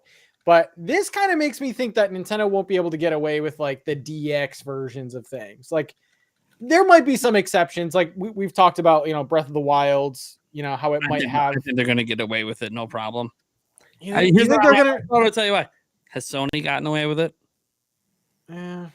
I just would hate it personally. Like generations they've gotten away with it. Super Mario Odyssey DX and like give us new stuff, man. No, they won't use the deluxe branding. They'll just slap 4K on it and call it a day. Yeah, or maybe they could go the route where if whoever doesn't own the game gets it, but if you own it, at least you kind of a little arb charge to kind of get the newer version. But they're gonna have to do DX because Nintendo's selling us $70 versions of 4K Switch games. It's happening. But would that be enough though? Considering like, I mean, we're gonna have to find out. But like, if my Switch game looks a little bit better on Switch 2, that's enough for some people. So it would have to be like a DX thing. Man, Because what I mean, I don't know. That's just me as a consumer. I'm not spending another $70 to get like 4K when it looks a little bit better. no, that's why you have to buy Nintendo Switch games now while they're on sale. Actually, Monster Hunter Rise is on sale with the Sunbreak from $60, $70 to $20, and it ends tomorrow. So go pick it up. Oh damn! Physically? Yeah, physically. It's on the Nintendo shop. They're having a sale. Monster Hunter, $19 from $70, I think it is. Oh wow! So I'm gonna give you 2 reasons to be excited. I know I was downplaying because if you follow my channel, this is new news to you. Just had the rumors confirmed. All right, cool. But 2 reasons this is exciting. 1, Furukawa is built different. Yes, He's built different. he needs Think to about adopt. that. We have never gotten features on a console announced before a console was revealed. It's never happened. Nintendo's never done it in the history of the company. They've never told us this console can do X and Y. Oh, by the way, we still haven't even shown you the fucking thing. It's never happened. Literally, Furukawa's just different. He has a plan. He knows He's a maestro behind the scenes, orchestrating how they're going to bring the system out. And this was phase 2. Phase 1, say it exists, and we're going to reveal it this year. Cool. Oh, hey, everyone thinks we're going to reveal it next because I said we are. Actually, you know what? No, we have something else we want to talk about before we reveal it. Just to remind, by the way, Furukawa didn't have to say shit. He didn't have to say anything. If it's not being revealed till next year, he didn't have to actually say anything. Now, yeah, the financial report in terms of the pure numbers, like we looked at a lot of all the positive franchise numbers and all, but like the actual raw numbers are really down year over year. It was a pretty negative one. They actually their stock was tanking for a day. It went down 4% when the numbers came out. So yeah, I theorized at the time with the numbers being so low that Nintendo was going to say something that was going to make it bounce back, and they did, and it was Switch 2. But they didn't have to. I thought they could talk about the movies. They could talk about anything else that could have helped make the numbers bounce back. They decided, no, we want to get you hyped for Switch 2. And one thing, there was a question in the Q&A that asked him about, if he was worried that like being backwards compatible would hurt sales of Switch 2. Like, what's the sale proposition? He's like, nah, it'll be fine. You don't have to wait for more information, but like once you have the full details, you'll understand that like, no, this is a selling point for the system. Not a detriment, but he's like, but I can't tell you right now. You're just gonna have to wait. So that was like the only notable question really in that entire thing. Unless you really want to look, I love Miyamoto. That question 4 directed at Miyamoto about like, hey man, what the fuck's Nintendo gonna do when you're gone? That's basically like, I love you so much, you're a genius, but you're almost dead. What are you gonna do? I'm like, this is a pretty fucking morbid question. And Miyamoto, to his credit, gave a very long answer that pretty much sums up as Nintendo's already set up. Yeah, Kind of need me. Basically, is what it's essentially what it, like. I'm kind of just paid to do what I want at this point. They don't really need me anymore. Credit to Miyamoto for actually giving that guy like a lot of like a really long. I think he was trying to pay respect. He's like, hey, you're calling me a genius, man. Like, hey, call me a fucking genius. I mean, respect because like we're talking about my whole career now. Like, yeah, okay, there's not gonna be another one of me, but they don't need me anymore. That being said, but he's addressed similar questions like this before, but he gave a really long response to that one. But here's the thing: Furukawa was built different, not just for that. What's one thing I've been talking about? A reason, like people keep giving it an excuse, like why can't Nintendo reveal Switch 2 in 2024? What's the number one reason, guys, that people always say? The holiday sale will go down, and then people will lose their minds. Yes. It would hurt the sales of Switch. It would hurt the sales of Switch this holiday. Not a chance, dude. I never believe that. I never believe that. Well, we have this Furukawa coming out again. He's built The Godfather. Okay, the president doesn't believe the president or the successor will have much impact on Switch Christmas sales. Oh, what's the quotes exactly? Oh, man. Shushiro Furukawa told Japanese news site Mainshi that he doesn't believe that the presence or absence of a successor will have much impact on customers who are purchasing the Switch. So President Furukawa said about the details of Switch successor, there is no change in the plan to announce it during the fiscal year ending March 2025. By the way, there it is. No plans or nothing has changed in the plans to announce it. Confirmation that is the plan. They are announcing the platform. Again, for the 20 billionth time, they're going to reveal this motherfucker by the end of the fiscal year. Listen, they're done with Nintendo Switch. They're done. They're ready to move forward. Yeah. They still have games. When we say done, they still have some ports and other stuff happening, of course. Yeah. They're not abandoning the business. They're not going to give it the big new games anymore. Metroid Prime 4 Beyond's the last. They're not going to be giving it any more big games. Those big brand new ones are also. I would never say never. Because you know why? There will still be overlap. Because of the fact that this is what when I saw Furukawa, the Godfather, come to Twitter and say, guess what, guys? It's backwards compatible. When the Godfather said that, you know what I read? I said, you know what? This guy's a genius. You know why? Because that means that they can continue to release new games, and those new games will still go to Switch too. Right? I mean, it's like, okay, a brand new Mario game or a port or whatever.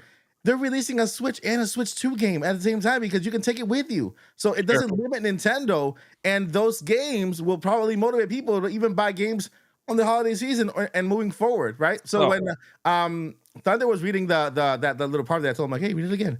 That part, that told me, you know what? Nintendo will release more new games for Switch in 2025. This is how they're never gonna hit that what do you call that? Well, there are new games already announced for 2025. Legend of DA, Metro Prime 4 Beyond. You know that thing, the thing he doesn't want to go, and he goes up on the edge, and then you kind of, what do you call that? I forgot. I got the cliff or whatever. The cliff. What are we talking about? He doesn't want to fall off a cliff, right? Remember that? Yeah, he doesn't want to fall off a cliff. This guy is incredibly smart in how he's actually handling this transition. And him coming out from out of nowhere, hey, guess what? Backwards compatibility. That means in this holiday season, you can buy as many games as you want. And guess what? That gives us the freedom to also release as many games. Release as many games as we want. If Nintendo would just reveal it's backwards compatible, they would literally not be worried about sales. That being said, if you look at what he said, right? So you can't say anything more than that, right? That like the next bit of news is going to be we're revealing this thing. That you can't say anything more than that. Regarding potential hesitation to purchase the current model due to the announcement of a successor, Team 2024, are you ready? This is your hope. Team 2024, if you're holding on, if you're Nintendo Talk, this is Furukawa giving you a bastion of hope. Because again, this is specifically about if Nintendo would hesitate to announce something because it could affect the holiday sales. Yeah, I can't say it doesn't exist at all. That there's not like a little thought out there, a little smidge. But the Switch is already in its 8th year since launch. I don't think the presence or absence, so whether they reveal or not, you see what he's doing. He's not guaranteeing to reveal this year. He's going, I saw you trying to do that. I'm not gonna let you know if it's being revealed this year. But if we did, or if we didn't, the presence or absence of the successor will have much impact on customers who are purchasing it at this time. Yeah. Throw a little Mario out there because, boy, Furukawa is just literally reiterating what I've been saying this entire time. Anyone looking to buy a Switch this holiday doesn't give a shit about Switch 2. Is that we're done with Switch 2? Hey, can I also say that I've been saying this every week with you, and that it would only make sense for them to announce backwards compatibility. Yeah, because if they do, all they had to worry about was that current Switch owners that might hold off on software. Yeah, no, they don't have to.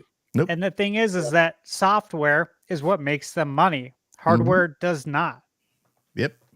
Hardware makes them like barely any money. It's all about the software. Yeah. And so by announcing that, you sell more software now. You also have to think who's buying a Switch in 2024. It's the casuals. It's people giving gifts. It's people buying special editions. They're not going to the store and saying like, "Oh shit, I really want this," but Switch 2 is coming out. Like they're not doing that. Nope. Yeah. They're not going to walk up to a Nintendo Switch kiosk and be like, "Oh, wait, no, I'm going to wait." They're impulse buys. They're gifts. It doesn't affect it at all. Basically, what Furukawa was saying is, we're in the 8th year. Let's just stop beating around the fucking bush. Yeah. Anyone that's trying to buy a Switch 2 day one is not the kind of person that's trying to buy a Switch this holiday, anyways. Mm-hmm. So what the fuck are we talking about? No, I don't think there's going to be like any impact. If we chose to reveal it, it will be any impact. We might not, but if we do, it ain't going to impact anything.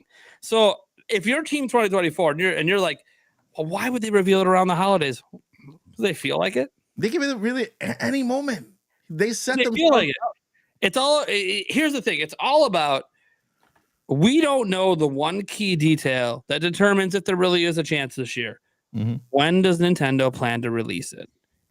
If the release plan this entire time is March, if it's been March or April, either one, if that's when Nintendo's dropping it, that means it's whatever the mastermind, my body is ready for Akawa, borrowing from Reggie, whatever he thinks is the best path forward to set Switch 2 up for sex. If for some ungodly reason he thinks the week of Black Friday is the week to drop it, then he thinks it's the week to drop it.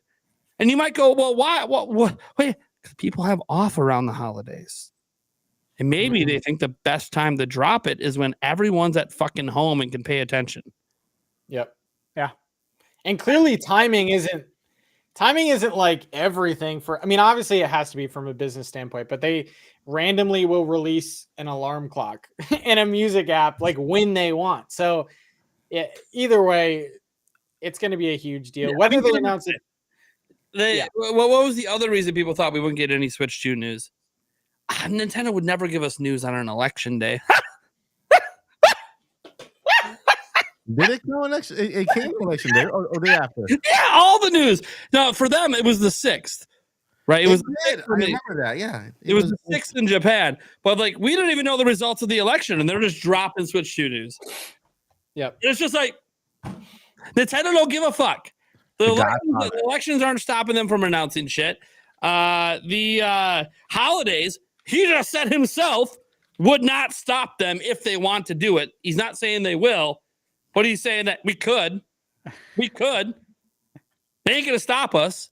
Nintendo is, for Furukawa, there is no predictability anymore. This fucker is going to do whatever he wants when he wants. He has a plan. It's up in his head. I'm sure there's obviously some people that do know what the plan is at Nintendo, but that plan is, dude, Furukawa is just different. I think people are having a hard time accepting that he's different. It was funny too, because, you know, I've been dealing with obviously a lot of the negativity around this stuff ever since I put that video up on Sunday where I said they will mention it this week. By the way, that's all I guaranteed it would be mentioned.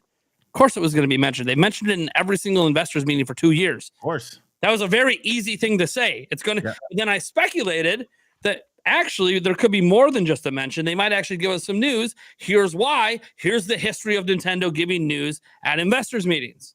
Mm-hmm. And then we had other, you know, people I respect. I'll go with people I respect. Let's not talk about the haters. Go with people I respect. Kit and Krista. Respect the hell out of them. Former Nintendo employees. Absolutely listen to them more than me. They worked at Nintendo for a decade each. Like that's their experience with Nintendo trumps any experience that any of us have. But they put out a video saying that like Nintendo doesn't care about the investors like that. They're not beholden to them. But they never answered any questions about if that's the case, then why does Nintendo keep giving investors news?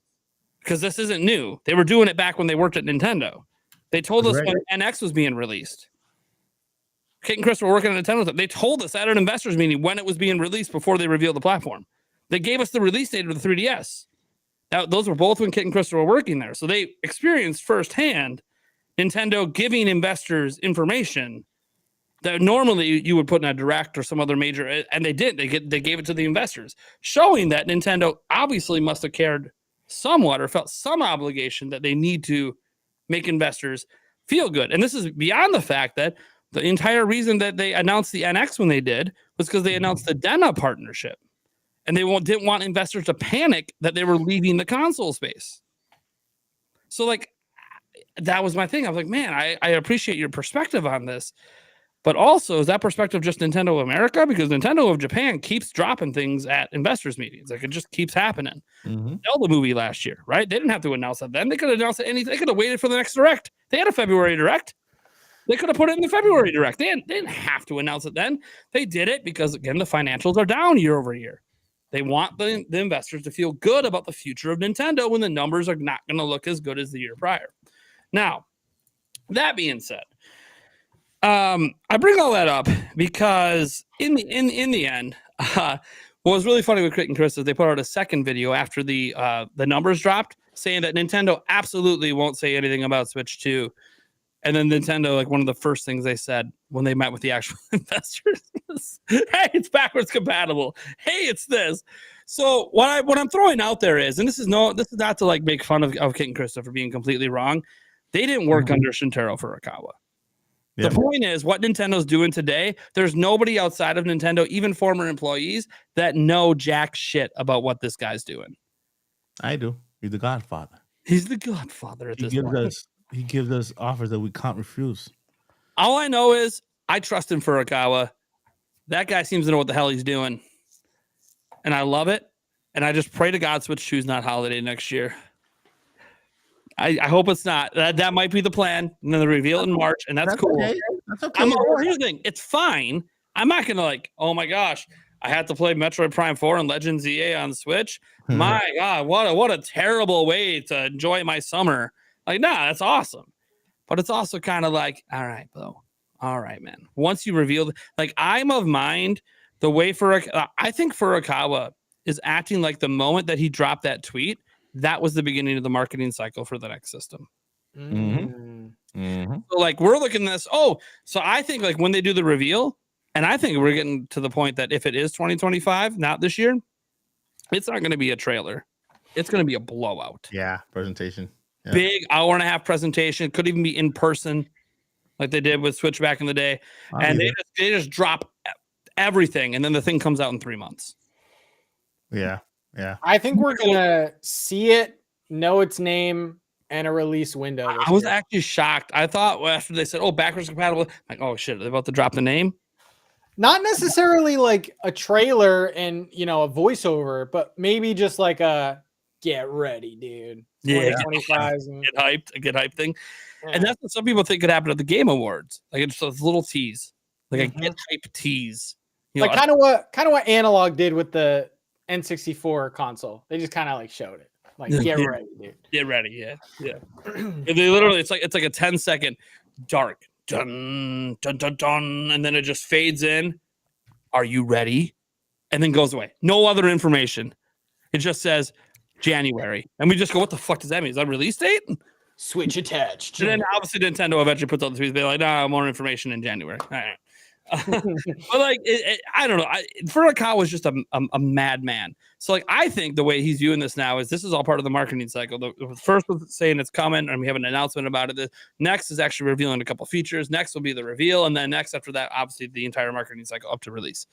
So I honestly think this is going to be a very short release, like reveal to release, because he feels like he's already been marketing it. And I know you might go, but he didn't put commercials for 9 months. He didn't, and. We're in a new age. Yeah, it's commercials are short. Attention spans are short. People are not that patient anymore.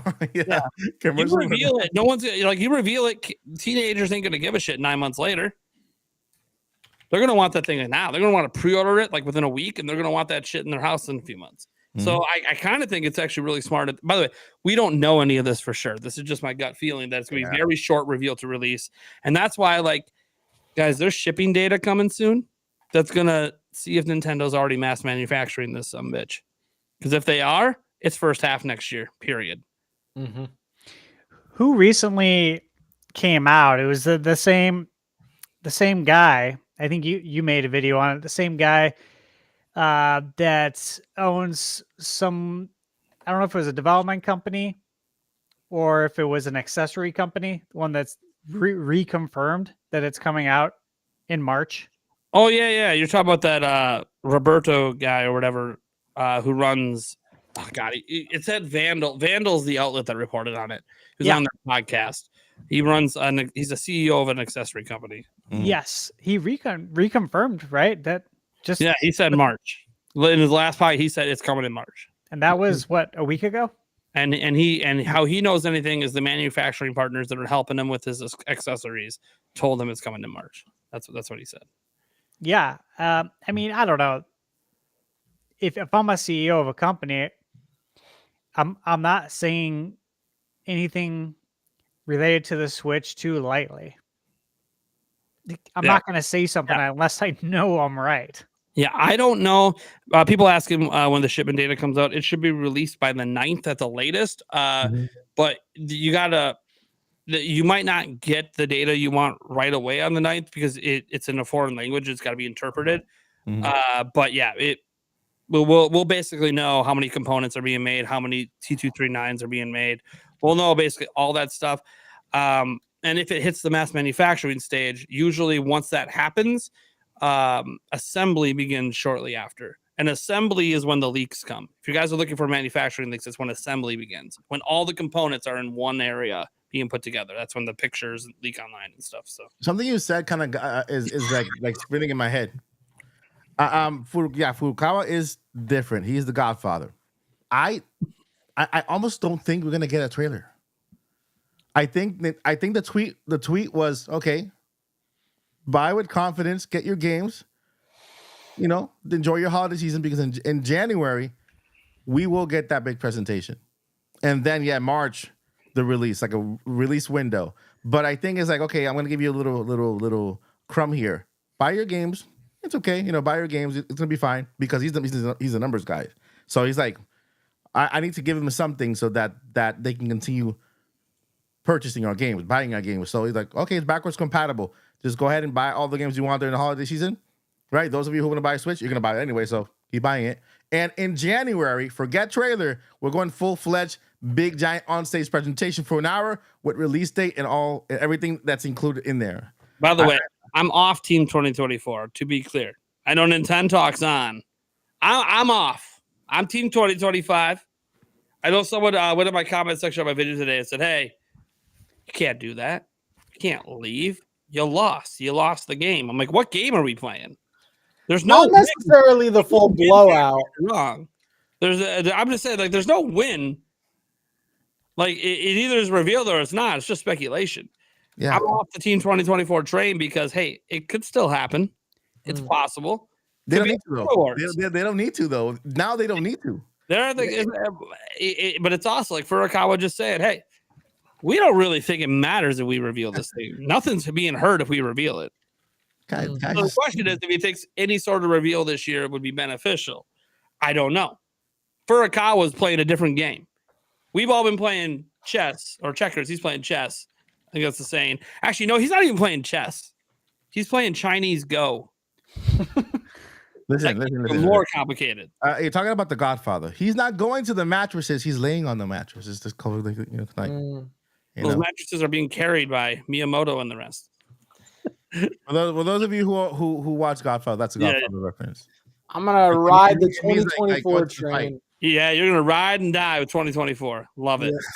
Not even like the full blowout, but like, hey, look forward to a January presentation or like the next success, like something specific to that. Kind of like what we got with this. Kind of like what we got with backwards compatible. Yeah, I think he's gonna take the Twitter. I think he's gonna take the Twitter and do just that. He's gonna maybe later on in November, maybe during the holiday seasons. Everybody, we're so thankful for everything you've done for Nintendo. Yeah, just let you know, January we have a special announcement presentation to show you. Blah blah blah blah blah. And you know what they should do? They should upload a picture of it on Twitter, delete it after a minute, and just tweet out, "Sorry about that." We technically got a couple more details about Switch 2. There was a data mine of that NSO playtest. And in that data mine, like one of the details is just like, yeah, we already knew 4K, right? It's got 4K support. That game will be able to be played on Switch 2. Is basically what you get out of that. Okay, cool. Not as if people didn't think that was possible. Anyways, however, there was also mesh shader support, which, by the way, Switch cannot do. Its hardware is not capable of mesh shaders. Mesh shaders began with the 2000 series of GeForce GPUs, and it's on all modern GPUs today. Even the Intel Arc ones and stuff, they all have mesh shader support because mesh shaders lets them draw a bunch of triangles and skip loading it to memory, so it actually just makes performance better. It's a very common thing today, but Switch is just that system that was so old it didn't have that support. This game has it, just kind of confirming something that's pretty obvious that it's Ampere or Lovelace or something and above. So it's just kind of confirming that it's a more modern architecture. Not really like it's a bigger deal for developers, but developers already have dev kits and already know. So like it's not. It's just kind of thrown out there. It's one little tidbit, just another little breadcrumb that Nintendo themselves is obviously making shit for Switch too, because it's in that NSO playtest. All right, I think we can move on to our next topic, Nintendo talk. Dealer's choice, baby. Yeah, so I wanted to talk about a PH Brazil tweet. It's a post. I got it. It's a post. I'll bring it up. Welcome back to another edition of Is This Leaker Telling the Truth? So this is very interesting because they're basically saying that there will be a Nintendo Switch 1 Direct in February. Now, February Directs aren't like crazy. We usually get one every year for the past 20 years. Yeah, so this isn't like really news, but the fact that it's Switch 1 focused, that itself is that's not surprising either, because Switch 2 will not be out in February, so therefore it has to be a Switch. Yeah, so what he said here is someone was speculating on like what he thought was going to happen with feature directs and stuff. He just said there will be a February, from my understanding, Switch 1 focused direct.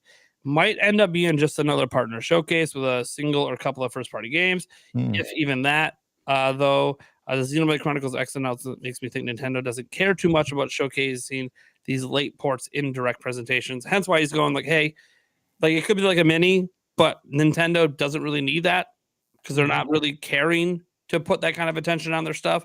But part of that third-party initiative, right? Maybe they really want to push the third-party games heavy on Switch 1 next year, so there could be a showcase just for the third parties. I think fair minimum. What he's hearing.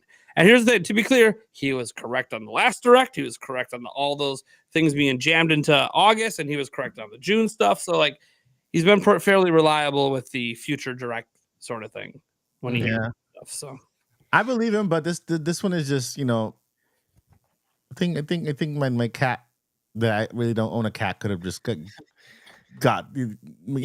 it, because there's the direct. It's gonna be for Switch.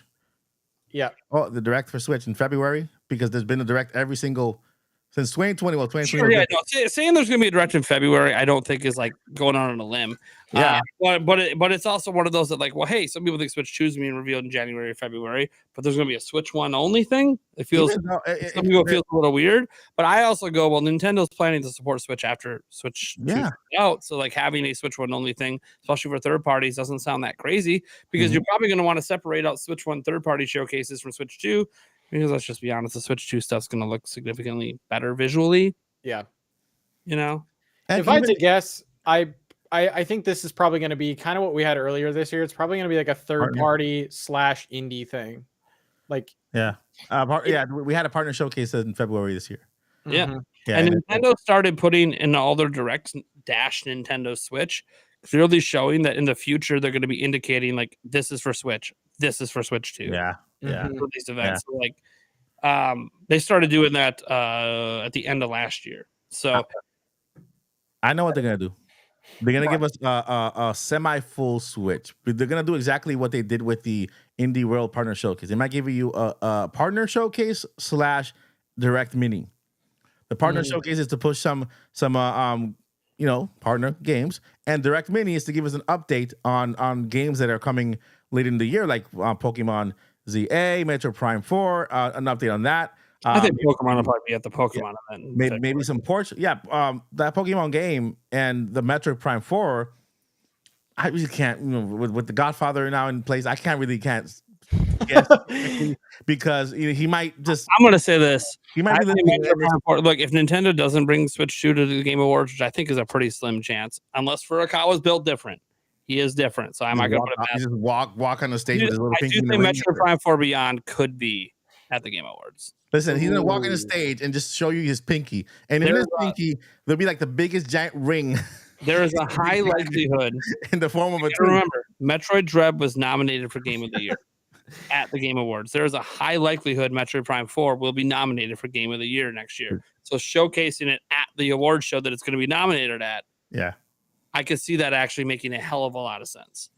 Yeah, I think there's zero chance Switch 2 is there because Nintendo, they like all the attention on them, dude. They go to the beat of their own drum. They want their own Nintendo Direct. 336 million Nintendo accounts. Yeah. Suck it. Yeah. I'd love to see it there, but I'm thinking. I just don't think they give that to Keeley. Yeah. No. What? As I said, the only reason that I even give there even a modicum of a chance, and I don't actually think it's going to be there, is just Furukawa's built different. Mhm. And if Furukawa goes, hey, we have our market, but we're trying to take their market now. Because all these games are coming to our platform. Yeah. We want all these, like what if there's a bunch of AAA things in there? Nintendo wants their logo in those trailers. Yeah. Hey, I would start off the Game Awards revealing Switch 2, just the they don't even have to do much. A 10-second teaser with a logo. I'll just And watch the logo starts appearing in every game shown after that. You know how big of a dub that is for Nintendo? Because all anyone's going to talk about from the Game Awards is all these fucking games are coming to Switch 2. I agree. Does that would be the only reason. It would just be because the third parties would really want. Yeah, you're right. Yeah. Would really want that. But they also probably really wanted it for Gamescom. And they also probably really wanted it by now. Like, we already have, what is it? Yuka Replay coming out. And be like, oh, yeah. And Nintendo will tell you when we can. Switch 2, very unlikely. But maybe, just maybe, we might get a Metro Prime update. Metro Prime 4 trailer. Yeah, I do think Metro Prime 4 Beyond. I feel like that's like I don't want to say it's a given to be there, but I have like almost an expectation for it. One, we've only seen it once. Mm-hmm. So it'll be, and it was in June, so it'll be about 6 months. So it'll be actually time to probably see it again. It is coming out next year. The Game Awards trailers are all about next year games. It is a trailer with a style that fits in with the audience that watches the Game Awards. I was going to say and probably going to be nominated for Game of the Year. Mm-hmm. That's a very Game Awards game to show. It's a shooter. It's kind of dark, you know? Yeah. So I think it really fits in. Could steal the show for a moment, especially if they, because right now we didn't really see much of the game. We see some insane gameplay going on. They announced multiplayer that looks more fun than Halo. I'm not saying they will, but I'm just imagine because Metroid has multiplayer. Metroid Prime 2 did, anyways. Can you imagine every single Nintendo Direct moving forward for Switch 2? They just go like this. They could. Dude, I kind of agree with Nate, dude. They show up Metroid Prime 4 at the Game Awards, but then at the end, there's a Switch and a Switch with a 2. That would be enough. That would be enough. Yeah, they don't have to show like anything. And my thing is like just a logo. Like, I even think, if again, Nintendo totally steals the show. If it's earlier in the show, so all the third-party companies can put the logo in. They don't got to say anything, just the logo. Oh, Assassin's Creed Shadows, logo. Oh, Call of Duty, logo. All of it has the logo. Because, yeah, it's supposed to be on PS5 and Xbox. Everyone knows that. But then when gamers wake up and they see, holy shit, everything's going to Switch 2. GTA 6 trailer, logo. What the fuck? Everything's going to Switch 2. Parappa the Rapper, Switch 2. That would be the best. That would be Nintendo getting free marketing. Mm-hmm. Literally, they don't have to say anything. They just have to drop a little thing with the Switch 2 logo, and that's done. And next thing you know, every trailer that has it in, it's like Nintendo just wins. They walk out of the Game Awards as the biggest winner, regardless of who wins the award. Yeah, they're not even talking about the Game of the Year. Yeah, all they're going to care about, I'm not going to say people won't care about Game of the Year. Game of the Year doesn't get a boost in sales when it wins, but it is going to be one of those things where, but coming out of it, everyone's just going to be like, shit, they fucking teased the Switch 2. And guys, did you see every fucking game is going to Switch 2? We thought this thing wasn't going to be powerful enough for this shit. What the fuck? Yeah. Like, that's all it's going to be. It's all anyone's going to talk about. I don't just mean, obviously, Nintendo content creators, IGN, kind of funny games, all like these big outlets that talk about everything. It's just going to be Nintendo all the time at that point. They're just going to be like, what the fuck? They're all the same company, though. yeah, IGN owns like everyone. They don't own kind of funny games, to be fair, but they own it. Nintendo Life, is it? Yeah, they own Nintendo Life. Yeah. They own Nintendo Life. I do think though, if this February Direct is true, which I think it will be, just based on the timing, if it is a Nintendo Direct, like, and not a partner thing, I don't think it's going to be a very good Direct. I mean, I'm just if it's just Switch 1, I kind of like, okay, so you're gonna show Xenoblade, got it. Donkey Kong, like, Listen, maybe- any direct is a good direct, and I can tell you if they do a direct, they're gonna give you.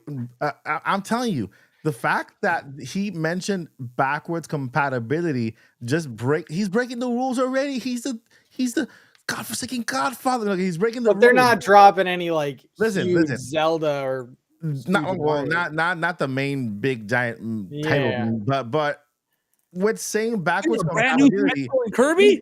he's literally breaking the door open and saying, you know what, we can release a new game whenever we want. It doesn't have to be ports. It can be a brand new spanking new game. Either a new Mario and Luigi. I think they already did it. Maybe it's a normal Nintendo Direct. A new Star Fox game. Where they explain the NSO playtest game and actually drop it and release it. Yeah. That could be it. They might need to do a big segment for that for the people that didn't get to do the playtest, so they understand that game. Which I don't know. You guys got to play it. I heard it. The more you play it, the better it got. You seem pretty fleshed out the more you played. That's all I heard about it. You're gonna hate me, but I ended up not playing it. I didn't get around to playing it. You fucker! I should have gave you my code, dude. What the fuck? You haven't played it at all? Yeah, halfway through the window when you're like, I ain't gonna play this shit. I was so busy. Wait, is this still going on? No. Okay. Now it's done. It's I played it and I recorded it. Listen, I didn't play it and I got the link for the survey and I did the survey. Bet is off now, bitch. Wasted an NSO code. You fuck. No. Okay, was it worth it? I think it's hot ship. Well, it looked like garbage. Go to TED Talk for this shit. It was very interesting. I don't think it's not a real game. It's not a real game. I'm gonna say it. It's not a real game. I recorded the gameplay in OBS just in case. Like, I just have it on my external hard drive in case this never gets released and someone wants to know about it 10 years down the road. I'll be like, oh yeah, I got some footage. Let me show it to you because it's not on the internet. Yeah. I think I downloaded it from somebody too. So I got footage. I think it's a real game, and I'll explain why. I watched an 8-hour live stream of it. Yeah, people were live streaming it. What are you gonna do? I'm on Nintendo, so I watched an 8-hour live stream of it, and it got really interesting. Like the very beginning was kind of okay, very tutorially, kind of feels like really basic, and then it got just more complex the deeper they got in, and like all these players competing against each other to take up as much land as possible. I actually watched them clear out a section of the planet, where then now they got to move on to the next section. And I'm like, oh, dude, there's actually some real skill and strategy to this shit. On top of that, they open up a microtransaction menu. Why is there microtransactions in a game that isn't real? That doesn't make any sense. You didn't buy anything. It didn't work. If you clicked on it to go to the eShop, it didn't load anything, but it was there. The more they played, the more I realized that I'm like, yeah, okay, maybe the beginning is not fleshed out. Maybe the graphics aren't fleshed out yet. But this feels like a product they're actually working on to be something because they're already thinking about ways to monetize it. This is going to be one of those games that's like free if you're an NSO subscriber, and they make extra money off of the microtransactions. And Animal Crossing is cool. But Animal Crossing doesn't work like this. This is a territory thing. It could be. What did Thunderstash think? I mean, you played it. You hated it. No, I didn't hate it. Worst game he's ever played. No, I played it. Yeah. I put You think it's a real game? I put probably 3 or 4 hours on it. You know, it was intriguing. I didn't have a ton of time to continue playing it. Yeah. And also, like, it's like, what are we really doing here? But that's because this is a play test, and it's like, you know, it's limited. Like, how much time do I want to put into this? What I'm going to say about it is, after watching an 8-hour stream, I mean, they might not improve the graphics if this is a real thing. Because the way I look at this is Minecraft. The more you watch it, the more it's just a Nintendo Minecraft. It's mechanics. It's what it is. It's a Because game. That's all Minecraft is. That's what I'm saying. It's just a world with certain mechanics that I think that they're testing the mechanics, the server, and I guess putting people in a place in a certain situation. Because I think there's something else they're testing behind the scenes. I will fight you on this. I will fight you on this, Mike. Hard disagree. And I'm going to say why. My children play games exactly like this all the time. Oh, This for game sure. is- I play Minecraft every day with my This daughter. game is meant to be a massive, popular game with kids. No. They're hoping it's going to catch on because it's going to be for subscribers, and they're hoping it's the All about next getting Roblox. that sub revenue and be like the next Roblox, baby. Yeah, I think. Can I tell you what I think? Content. Can I tell you what I think? I think that this this is connected to a game like Animal Crossing in a way that you might have your own island or your own place, but then if you go online, you can meet with friends in a certain location and build there. Like a hub, like a place where you can kind of continue to expand. And when you go there, you see everybody kind of building or whatever. And they added extra mechanics to make it fun. Like if you're gonna get out of your zone, you can be attacked by somebody else or whatever. But that's just like, okay, if you do this, do that. They're trying to keep you in your zone. Don't get out of there. We want to see what you can do here.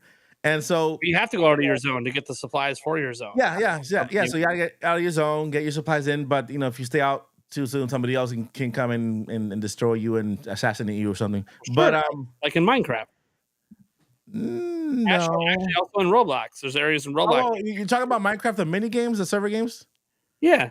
Yeah, server games. This whole thing is user-generated content. It's all built around. That's what I'm saying. If they're putting together all this giant playtest built around user-generated content, that's literally what the kids are into, man. Minecraft is not user-generated content. Yeah, that's Roblox. Roblox is user-generated content. Minecraft is a server, and there's big company servers that kind of host their own. I know. I'm Mike. You know, I gotta explain Minecraft. I'm well aware of what Minecraft is. There's a lot of user-generated content in Minecraft.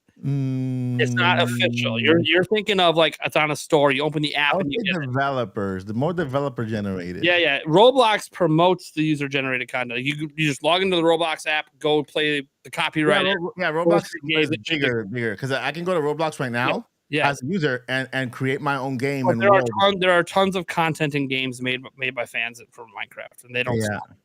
I gotta look it up because I've never seen one. Yeah, they don't. Whatever it is, I don't think it's geared towards us. I think this is a younger. Yeah, I think it's just for kids. I really think this is and again, I could be wrong. And Mike could be right, by the way. I was also speculating way back when, before I saw the 8-hour gameplay. Oh, this is just a test for some bigger game. But after watching it, I'm like, no, dude. The more I watch, the more this is exactly what my kids are already doing in other games. This is literally perfect for fucking kids. Mm-hmm. It's a crack addict game. It just keeps you playing nonstop. When you leave, things happen in the world. Yeah, just like when you leave these other games. Yeah. You can buy a Mario hat for $1.99. Like something probably like that. Could be Nintendo characters. So there'll probably be some in-game currency. You'll be able to buy it. Just like you can, like the moment that I saw the microtransaction menu come up, I'm like, okay, come on. Yeah. Like, come on. All right, this is literally like all the other games. And I'm like, maybe Nintendo gives you NSO currency every month. We have to remember. Here's another reason why I think that this is a game that they're actually going to be a product and released for kids, and it'll be free if you have an NSO account. I bring it up because it might even be free without an NSO account. I have no idea. Might just be free to play in general. But Nintendo, if you look at they didn't put out the graph this time. They did it in an investors meeting last year. The graph that shows the average age group of the people playing their platform, it's massively skewed to 25 plus. Massively. It's like 70% of the audience is 25 plus, 85% is 18 plus, which means Nintendo's not that big with kids. Kids like the movies. They know who Mario is. But I'll even talk about my kids. They're playing on their tablets. They ain't playing on the Switch. Not often. They'll play on the Switch once in a while. But if I'm a parent and I look at, my kids are spending more time on a tablet than a Switch, why would I buy them a Switch? I think that's the idea of this game, is to give parents and kids a reason to want to play on the next platform or even on Switch, to want to play this instead of on a tablet. Because one thing about what did Nintendo put in those documents today? Hey, we care about being like a safe place for people to play. Tablets aren't that safe. You have access to everything, and that parents can lock it down, but parents are kind of bad at locking things down, and kids are very good at finding ways around locks. Yeah. On Switch, though, we don't even have a web browser. Yeah, that's the number one reason why Minecraft is on Switch, but Roblox isn't, because Roblox is open source. You can go in and there make whatever game you want and add anything you want whatsoever. And Minecraft is controlled. You have to be approved, and Yeah.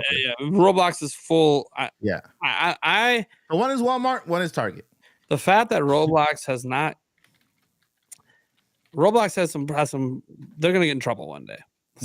I'm just gonna say this: they have lots of copyright shit just blatantly in the app. For sure, yeah. That is not being. And I know that, like, oh well, we got the TOS don't mean shit. We have seen other games get in trouble for what Roblox is doing. Someone's eventually coming after Roblox to knock off that shit. Somebody redid Minecraft inside of Roblox. Yeah. So, like, anyways, my whole point was that I do think that this is something that Nintendo's just trying to get in with the kids, because they want to grow. Because I think Nintendo's not stupid. They see the numbers. We have a really big adult demographic, but they're aging. We don't have a big child demographic. We need to start hitting with the kids. And I know we could talk about Princess Peach Showtime and Animal Crossing and all these games, the cozy game. Well, these are all playing what kids are playing. Mm-hmm. Just not what they're playing. I mean, Animal Crossing. Now, I know I'm an adult, but as I run around and I talk to people out in the real world, I don't know a single fucking kid that's playing Animal Crossing. I am. All adults. Now, I'm not saying that, by the way, it's my experience. There's obviously kids playing every single game. Okay, that even exists. From Zelda to Call of Duty to Mario to some horror game that's M-rated they shouldn't be playing either. Right? Kids are technically playing everything, right? Yeah. But it seems there's a heavy skew that adults are mostly playing these games. And that's fine. It's one of the big arguments that, like, hey, Nintendo actually does make things for everything, because these look like kid games, but they're appealing to adults. But that also means that what's happened with Nintendo is the games they make are no longer the kind of games kids are looking to play. So they need to bring out a game or multiple that hit on the kind of games kids are playing. And so that's why when I watched this thing, I was like, man, kids are playing Roblox, kids are playing Minecraft, and this is very much like that. This actually kind of makes sense. And parents might trust this more than something where you got to be on a cell phone, you got to be on a tablet. It kind of would be the perfect launch game for Switch too. A free game. It's kind of like a pack-in game, but it'll be on Switch, obviously, because they did a playtest on Switch. Yeah, you're kind of convincing me a little bit, Nate. You it's a kid argument. That's why I think it's real. The more I watch it, I'm like, yeah, it looks fun, but also, I don't want to wake my kids up right now because I'm watching this in the middle of the night. I kind of want them to come watch us and see if they want to play it. I kind of think it should be Switch 2 only. Yeah, it would be a really good pusher for parents to get Switch 2s early for their kids. But I also think that, like, Nintendo knows that the huge audience is on Switch, and if the idea is for it to be a kid game, it being on Switch can make a lot of sense because Switch prices are going to come down, making it a very popular device to buy for children. Yeah. So what if this is actually Nintendo Switch Online? You go and online and you see all the people there, all the people just hanging out, right? There's mini games everywhere, right? When you log into NSO, you log in, you see people, you can interact with people, build. Yeah, you want to get to your Nintendo Entertainment System. You got to fight through a horde of humans. Right. I would hate that. It's so annoying. I'm just trying to play some Double Dragon. Get out my fucking way. Yeah, I want my boring menus. You swing with the little spider web. Anyways, so I do think this could be something in the direct. I know we kind of went on a separate tangent on it because obviously we don't know what this thing is because Nintendo. I mean, we know it's technically a game, but we don't really know anything else. Yeah. Yep. Anyway, so that's something I can see them put in there. Besides that, like, I don't really know. Nintendo, obviously, PH Brazil put out there like there's a Wii and DS game being remastered or whatever. And yeah, I'm sure there is. Nintendo's remastering a bunch of shit, right? Like, so like, there's gonna be a Wii and DS game remastered for Switch 1. No, really?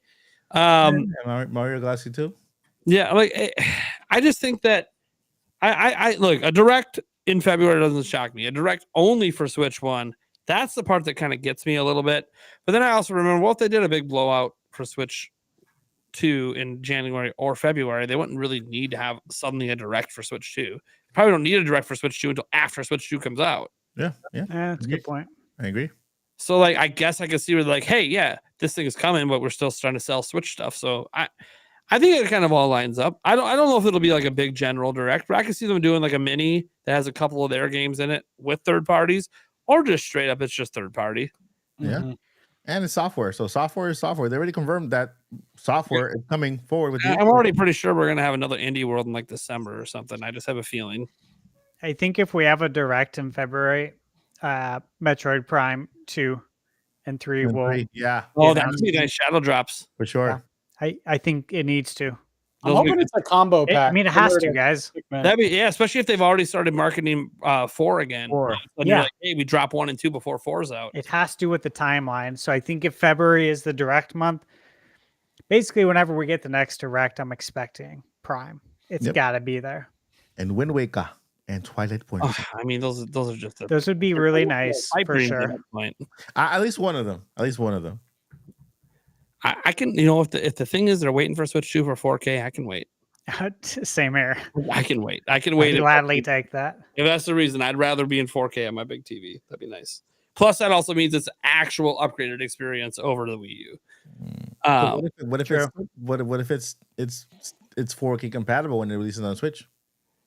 Well, I don't care. Down. Same Yeah. thing. Why would I not be down for cross gen? I know that's what I'm saying. I don't think Nintendo's going to do a ton of cross gen. I've been on record saying that because they're on record saying that they believe software sells systems. Software can't sell a system if you don't need to buy the system to play the software. Well, everything is cross gen right now. Everything by Switch plays on. I think it's only going to be Metroid Prime 4. Compatibility. I think people, Mike, you're just so bullshit. Backwards compatibility is not the same thing as cross gen, Mike. Yeah, it is. It is. You're taking one generation with you and bringing it to the next. That's what cross gen is. It's only going to be Metroid. No, that's why we call it backwards compatibility. Cross gen's its own term. And it doesn't Yeah. make sense. I think Metroid is probably going to be the only one because it absolutely needs it in order to catapult it. Yeah. Mike's trying to take over the Andres restart role of pushing my buttons. Yeah, that's pretty funny. Been a while. All right. Let's get to our last topic. Stash, what are we dealing with here? Because Well, we're really just going to recap how amazing Nintendo is. And Furukawa, the how Godfather. amazing the Switch has been. And there's a nice little infographic here that I'll share. Let me get it pulled up. And hell yeah. this really helps to just illustrate how many games we had, guys. A lot. Insane. A couple hundred. Let's go. Here we go. All right. Got it. Now, this That is a is very nice nuts. infographic. Come on, man. Come on. And I like how they put the Mario Kart. By the way, this isn't even all of Nintendo's published games. These Yeah. are just like the biggest ones. The notable ones. Yeah. hey, maybe go. Let's go. Dude, imagine showing this to a Wii U owner in freaking 2016. Just every fucking year. Hey, just bang don't go it. It's better, man. Just show it to an Xbox owner. Let's go 250%. Get a little custom zoom for you guys there. I appreciate it. Here we go. Yeah, Mike's like, what the hell's on I the appreciate it. screen, dude? I only see like a whole bunch of little dots. So 2017. This is a little recap, and we can maybe talk about what we remember here. 2017, we had Breath of the Wild, of course. Wild of the Breath. 1-2 Switch. And I believe these are in order. 1-2 Switch, Mario Kart 8. Yeah, they are. Yeah, they're in order. Yep. Mario Kart 8 Deluxe went on to be the best-selling Mario Kart of all time, best-selling Nintendo game of all time outside of Wii Sports. Yeah, Wii Sports. Yep. Which Which is a pack-in. Wii pack-in Sports title. Yeah. Yeah, so it depends on how you want to look at that, right? If you count the Wii U, it sold 70 million. 72. Yeah. Beautiful. ARMS. I'm still hoping we're going to get the sequel, Armbar. Legs. What do you guys think? Legs. We need legs. Dude, they did Arms dirty, man. Featuring Literally, Ken Shamrock. a month later, they killed all the hype If with they Splatoon. don't give me legs, I'm gonna riot. No, I need neck. Just neck. Dude, they killed Arms, dude. Arms has the best multiplayer Dude, system. Arms rocks. It needed some more content for the single player, but man, Yeah. it was so good. Yeah. Love the characters, love everything about it. Yeah, the gameplay is amazing. Splatoon 2. Yeah, Great. Mario and Rabbids Kingdom Battle. hell yeah. Now that's a Ubisoft title, and I do wonder if we're gonna get more crossovers with Ubisoft on Switch too. Which is the Just you mean because the of, Mario you plus know, Rabbids? Which is because everything going on with the company, I think so. their stock Yeah. prices. I can You see know. an Assassin's Creed Zelda crossover. I'm rooting for Ubisoft. I think that would be rad. The Is it- Assassin's Creed crossover. They won't have parkour. Hardcore parkour. Listen, Yeah. I'm rooting for Ubisoft. They're the only company giving me codes right now. If I lose them, I don't know what I'm doing myself. Yeah, they're actually very nice about giving codes. Yeah. We got Xenoblade Chronicles 2. Great game. And who could forget a true classic, Snipper Clips. Wow. Yeah. I feel like Snipper Clips That was happened. earlier than that. Yeah, If I always it thought it was. was- an It order. was. Who knows? It was. So it's not in perfect order. Yeah. I thought maybe it was, but Snipper Snipper Clips was that a launch title? I feel like it was close to launch. He was close to launch. for Yeah. sure. Yeah. I'll look it up here. That's a And- really good game too. Very long. That's a very fun couple game. Me and Yulia have played a lot of that one. Like the first indie kind of on And Switch. Super Mario Odyssey. So good. Yeah, Snipper Clips was a launch title. Oh, okay. Yeah. So again, we've said it a million times on here, but it's like if we get a 3D Mario next year, which I believe we will, I think we all believe that. Oh yeah. Yeah. It's also the 40th anniversary of Nintendo releasing in America. Came out in October 1985. Have they ever In New York? celebrated a round number? Hmm? Have they ever celebrated a round number? Because I've always seen like 25th, 35th, 45th, 45th. Or Yeah, 25th. they've done 30th, They're on 30th before, did? for sure. Yeah, and I think they kind of have to 20th. because you're launching a console on Yeah. the 40th anniversary of the US release, and Yeah, we are the biggest market. We also have to remember though, like the 40th anniversary thing, they now got theme parks they can put huge celebrations and drive Oh, people to, and so like there's actually more reasons now to even. Yeah, celebrate you're right. the You're right. Yeah, they could Yeah. probably do a huge Birthday. rollout of it if they want to. Yeah. I mean, God, how cool would it be to get NES themed Joy-Cons or NES themed Switch, like the GBA SP that I Yeah. have. I got the NES one. Love That it. would be so sick. It would be Yeah. sick. I I would love buy that. special systems. That would get me to double dip year one if they did that. Mhm. One note about 2017, besides Breath of the Wilds, this is probably the worst launch lineup. Like not all these games, but the launch lineup was terrible. It was freaking 1-2 Switch, Bomberman, Snipper Clips. Like Oh yeah, for sure. there It wasn't was a lot pretty going on. small. Yeah. Yeah, well, most launch lineups for most systems are really small. Like that's not unusual. Yeah. They The- kind of had to win. The question development is time. if there's a banger. Well, there was a banger, all right. It won game Oh, of the yeah. year. Oh yeah, yeah. It Zelda didn't was matter good. with Zelda. Yeah, the it didn't beginning. matter. And then here's the thing: what made 2017 so great was the cadence. You didn't have to wait that long for the next game and the next game and the next game. It just kept coming. Yeah. Well, Cadence of Hyrule didn't come out till later. Good game. Yeah, it is.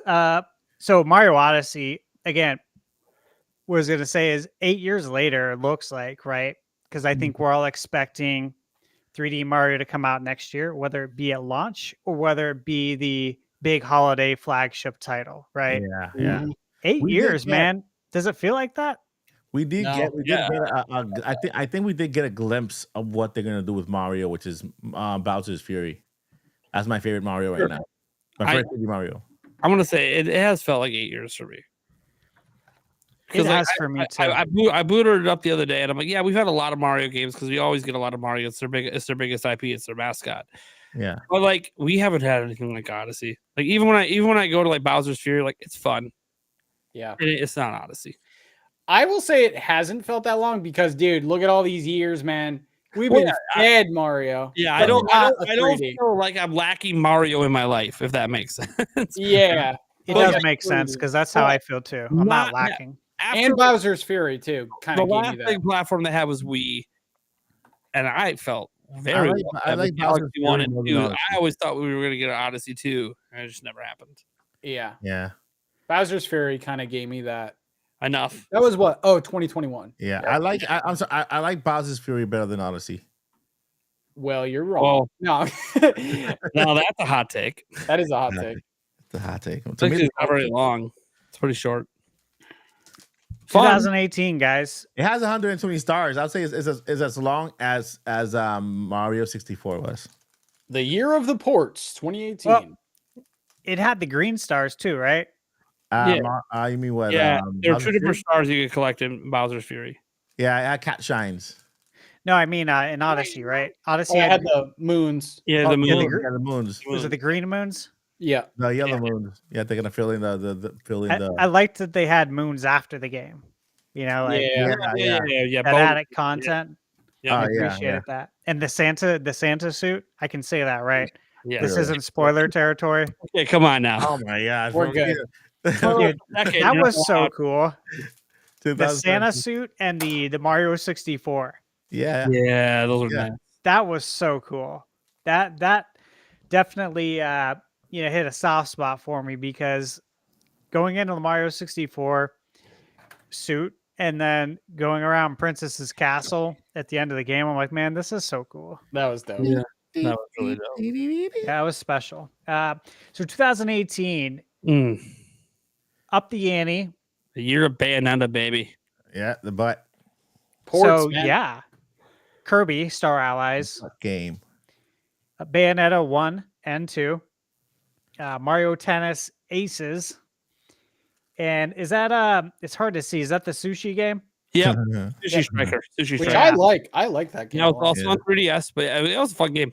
See, that to me, that's the one that I'm like, Nintendo, cool concept. Why didn't you make this into a mobile game? This should be your mobile app. Yeah. It would have been perfect for a phone. They did. They put that on 3DS too. Yeah, one? it was perfect for a phone. I don't know what they were thinking. Mm-hmm. Good. It's a fun game. Yeah. Tropical Freeze, Yeah. which that was a great release because again, we all know that not a lot of people played the Wii U, so rightfully so, bring it to Switch. Mm-hmm. Super Mario Party, and Did The- numbers yeah, and that came with a set of Joy-Cons, right? at the It There time was a pack. Yeah. Yeah. at launch. Yeah. So that was nice for sure. Xenoblade Chronicles 2. 2, and that's the DLC. DLC. Yep. Torna. It was $40. Yeah, Yep. And it just again, went up in price a lot. just since to then. remind you guys that this is not a complete list of Nintendo stuff. Definitive Edition's not on there, and that was a huge release that year. Oh yeah. Oh, that came out in 2020.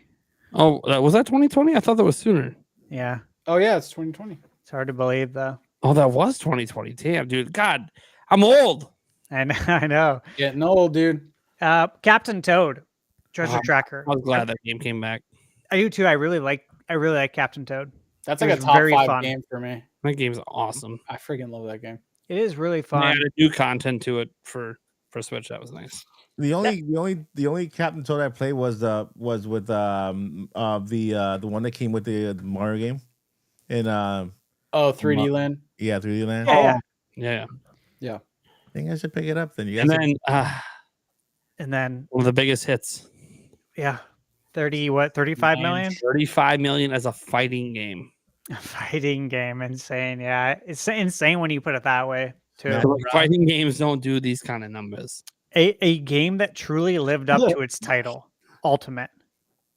Ultimate. Mhm. Ultimate. Like, in no way is it not Ultimate, unless like what online play, right? And That you could gotta that remember, could be improved. this 2018 is widely considered one of the weakest years for Switch Yeah. because like it relied heavily on like ports. But dude, that's when Smash came out, man. Yeah. That was a big in there. Every year has like that one anchor game, I feel. Yeah, Yeah. pretty much. Yeah, the Pokemons. Yeah, they're The new, first right? time Pokemon came to the home console Let's go. That was huge. with That's cool. Let's Go Pikachu and Eevee, Dude, seeing the Pokemon in the wild was and you sick. had the ball That's a good one. controller. Oh yeah, the Eevee. ball. Yeah, I have that one. I have that control.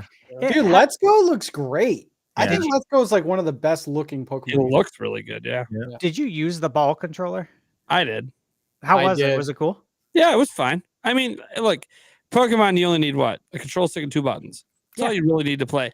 But like being able to kind of like hit the thing and like do the little ball toss, it was nice. It was a little awkward. I don't prefer I it. liked it. Yeah. Well, you're wrong. No, I'm just kidding.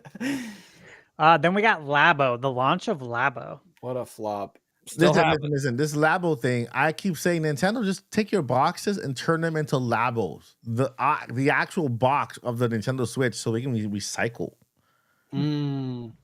You know, like something. Yeah, like so you're done with it and people throw it in the trash. a wheel or something.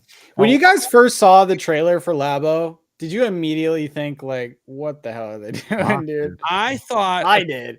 I kind of got what they were doing. So like if you guys know the YouTuber was it Mark Rober? He created this product called Crunch Labs, which is like doing like physics-based things for like parents and kids to build together. And that's kind of like what Nintendo was going, not necessarily the physics-based thing, but they were going with this idea of like getting parents and kids to do projects together and build really cool things. Like I remember one thing I did with my kids is we built birdhouses one summer. So like it's kind of the vibe Nintendo was going for. The problem is that like once you build it and you play with it once, it's kind of like one of those. It's like, what do I do with Now, freaking what do I do 40 with pounds it? of cardboard? Yeah. Yeah, like now I don't know what to do with. I got this giant backpack where I made this punching robot mech game, cool. And then after I play it once, I kind of don't really feel like going through the effort to put it all back on to play again. Mm-hmm. I thought it was cool how they integrated Labo with some games though. Like Mario Kart had Labo, right? And like Zelda had Breath of the Labo. Wild, yeah, the VR part. You could like hold it to your, which by the way, the worst way to play both those games. Just awful. They didn't give you a headset. Like it was, you had to hold it to your face. Well, Yeah. now you're playing Mario Kart. So then you got to put the Joy-Cons on the side and smush it against your head and try to. It's like, no, this is not good. I love how the patent looks like people like putting. I'm like, who thought it was a good idea to not include a strap? That's all we needed. Hilarious. But Yeah. there were third-party ones you could buy, obviously. But Yeah. man, great. I mean, look, and by the way, 2018, widely considered the weakest year. Yeah. That and maybe 2020. Yeah. I could see that. 2020 has Animal Crossing. Yeah, I know, but that was like the big anchor game. And 3D Mario. I mean, Yeah, they acknowledged it there. they acknowledged they released it anyways. Right? Yeah, interesting. And 2019 was good though. I mean, you still had more. You still had another Wii U port. You still had Mario Brothers Deluxe. Yep. But you got Mario Maker. Mhm. Yeah, that was a good one too. That was fun. The community around that was a lot of fun too. Yeah. Huge. I wasn't big into creating them. I like to play them, and I liked that I could go online and people would post what they've created, and you can go try it out. Some people did a really good job. Crazy. Yeah. That game had a story mode where Nintendo built all the levels. That's what I enjoyed, and then I stopped playing it. Yep. Yoshi's Crafted World. Play the That was a good demo. one. I haven't played it. Yeah, I played the demo. Thought it was good. Tetris 99. I forgot Yeah. that came Oh. physically because it was like buying NSO, right? Yeah. Yeah. Mhm. Yeah. That was fun. I bet that's That was rare. a code in the box. I think. Very rare. Yeah. Somebody. Was it a code? Was it a I code? don't know. I don't actually know. I think so. That would be cool to find out. I mean, yeah, if it's a code. But at least the box is rare. Then you had what? Fire Emblem, Three houses. Three Houses. Great In the game. backyard. Great game. Cul-de-sac. Yeah. 2 rooms, 3 Marvel bathrooms. Ultimate Alliance 3. Oh, another good one. A lot of people forget about that one. Yeah, I played that at E3 that year before it came out. That was big that year because isn't that a exclusive? Yes, it is. Yeah. It's exclusive. Nintendo Yeah. Published it. Which they one? paid for it. Marvel Ultimate Alliance 3. That's why Oh, it yeah, hasn't been yeah, anywhere I else. played it. Nintendo I played has the it. rights. The I publisher. love that game. They had some DLC as well, right? Had a couple. We I had think. 2019, the final E3, because we just pretend the other one didn't happen. Yeah. So sad. Rip. Luigi's Mansion 3. That was a good one. Obviously, that sold gangbusters What too. a banger that game is, man. This is the year I started YouTube. That's my first. Oh wow. LM3, man, dude, one of my favorite Twitch games. I joined YouTube in 2019. Well, I started the Mike Odyssey channel in 2019. God, 19 was such a good year, dude. We have Astral Chain. Yeah. Link's Awakening. Game was off the chains. It wasn't a full remake of Link's Awakening. What is the one to the right of Pokemon? Brain Training. Oh yeah. Okay. Yeah. Brain Age game, yeah. We need it. Where is it? And Sword and Okay. Shield. Oh, and by the way, Sword and Shield, really big deal. So was a game with an accessory, Ring Fit Adventure. I still have it in the box. I know I need That to was a use big it, deal. but I Still selling. To this Did you day, get- that game is still selling. I you guys have play it? brand new in the box I have not. there. Ring Fit Adventure, yeah. I played played the it. hell of the game. Yeah, It's I a played great it. workout game. That game kicks your ass, I heard. It does kick your ass. Yeah. The bodybuilding It's the dragon. hardest mode. Good luck. It's a bodybuilding dragon, dude. Bodybuilding. It makes you feel ashamed of yourself. It when you're yells at playing you it. if you It's don't do pretty the proper form. It And body it shames knows. you. It knows that you're not doing the proper form. It's really good about being like, nah, you can't fake this shit. Nah, I saw When you're gameplay. doing the I'll be dance careful. games, you know, like you do like Just Dance, you can kind of just wrist flick and you don't have to actually do the moves. No, it fucking knows. It calls you on your shit and makes you do it. It knows. I'm calling from inside your house. It's not like the power pad days No, where you could trick the power pad. no, yeah, you can't jump can't. off it and then tap it. Yeah, yeah. Nah, I'm not gonna buy it. I'm not gonna pay Classic. now. I'll just keep it in the box. All right. So yeah, 2019 was a big year. Link's Awakening remake. That was a really big surprise. I think I loved it. if Yeah. we all remember how we And none felt of when us we thought first saw was that. coming. Yeah. That was cool. And I was happy to get Mario U Deluxe because I felt like, again, that was a game that could perform much better on the Switch. Yeah, that was nice. Nabbit. 2020.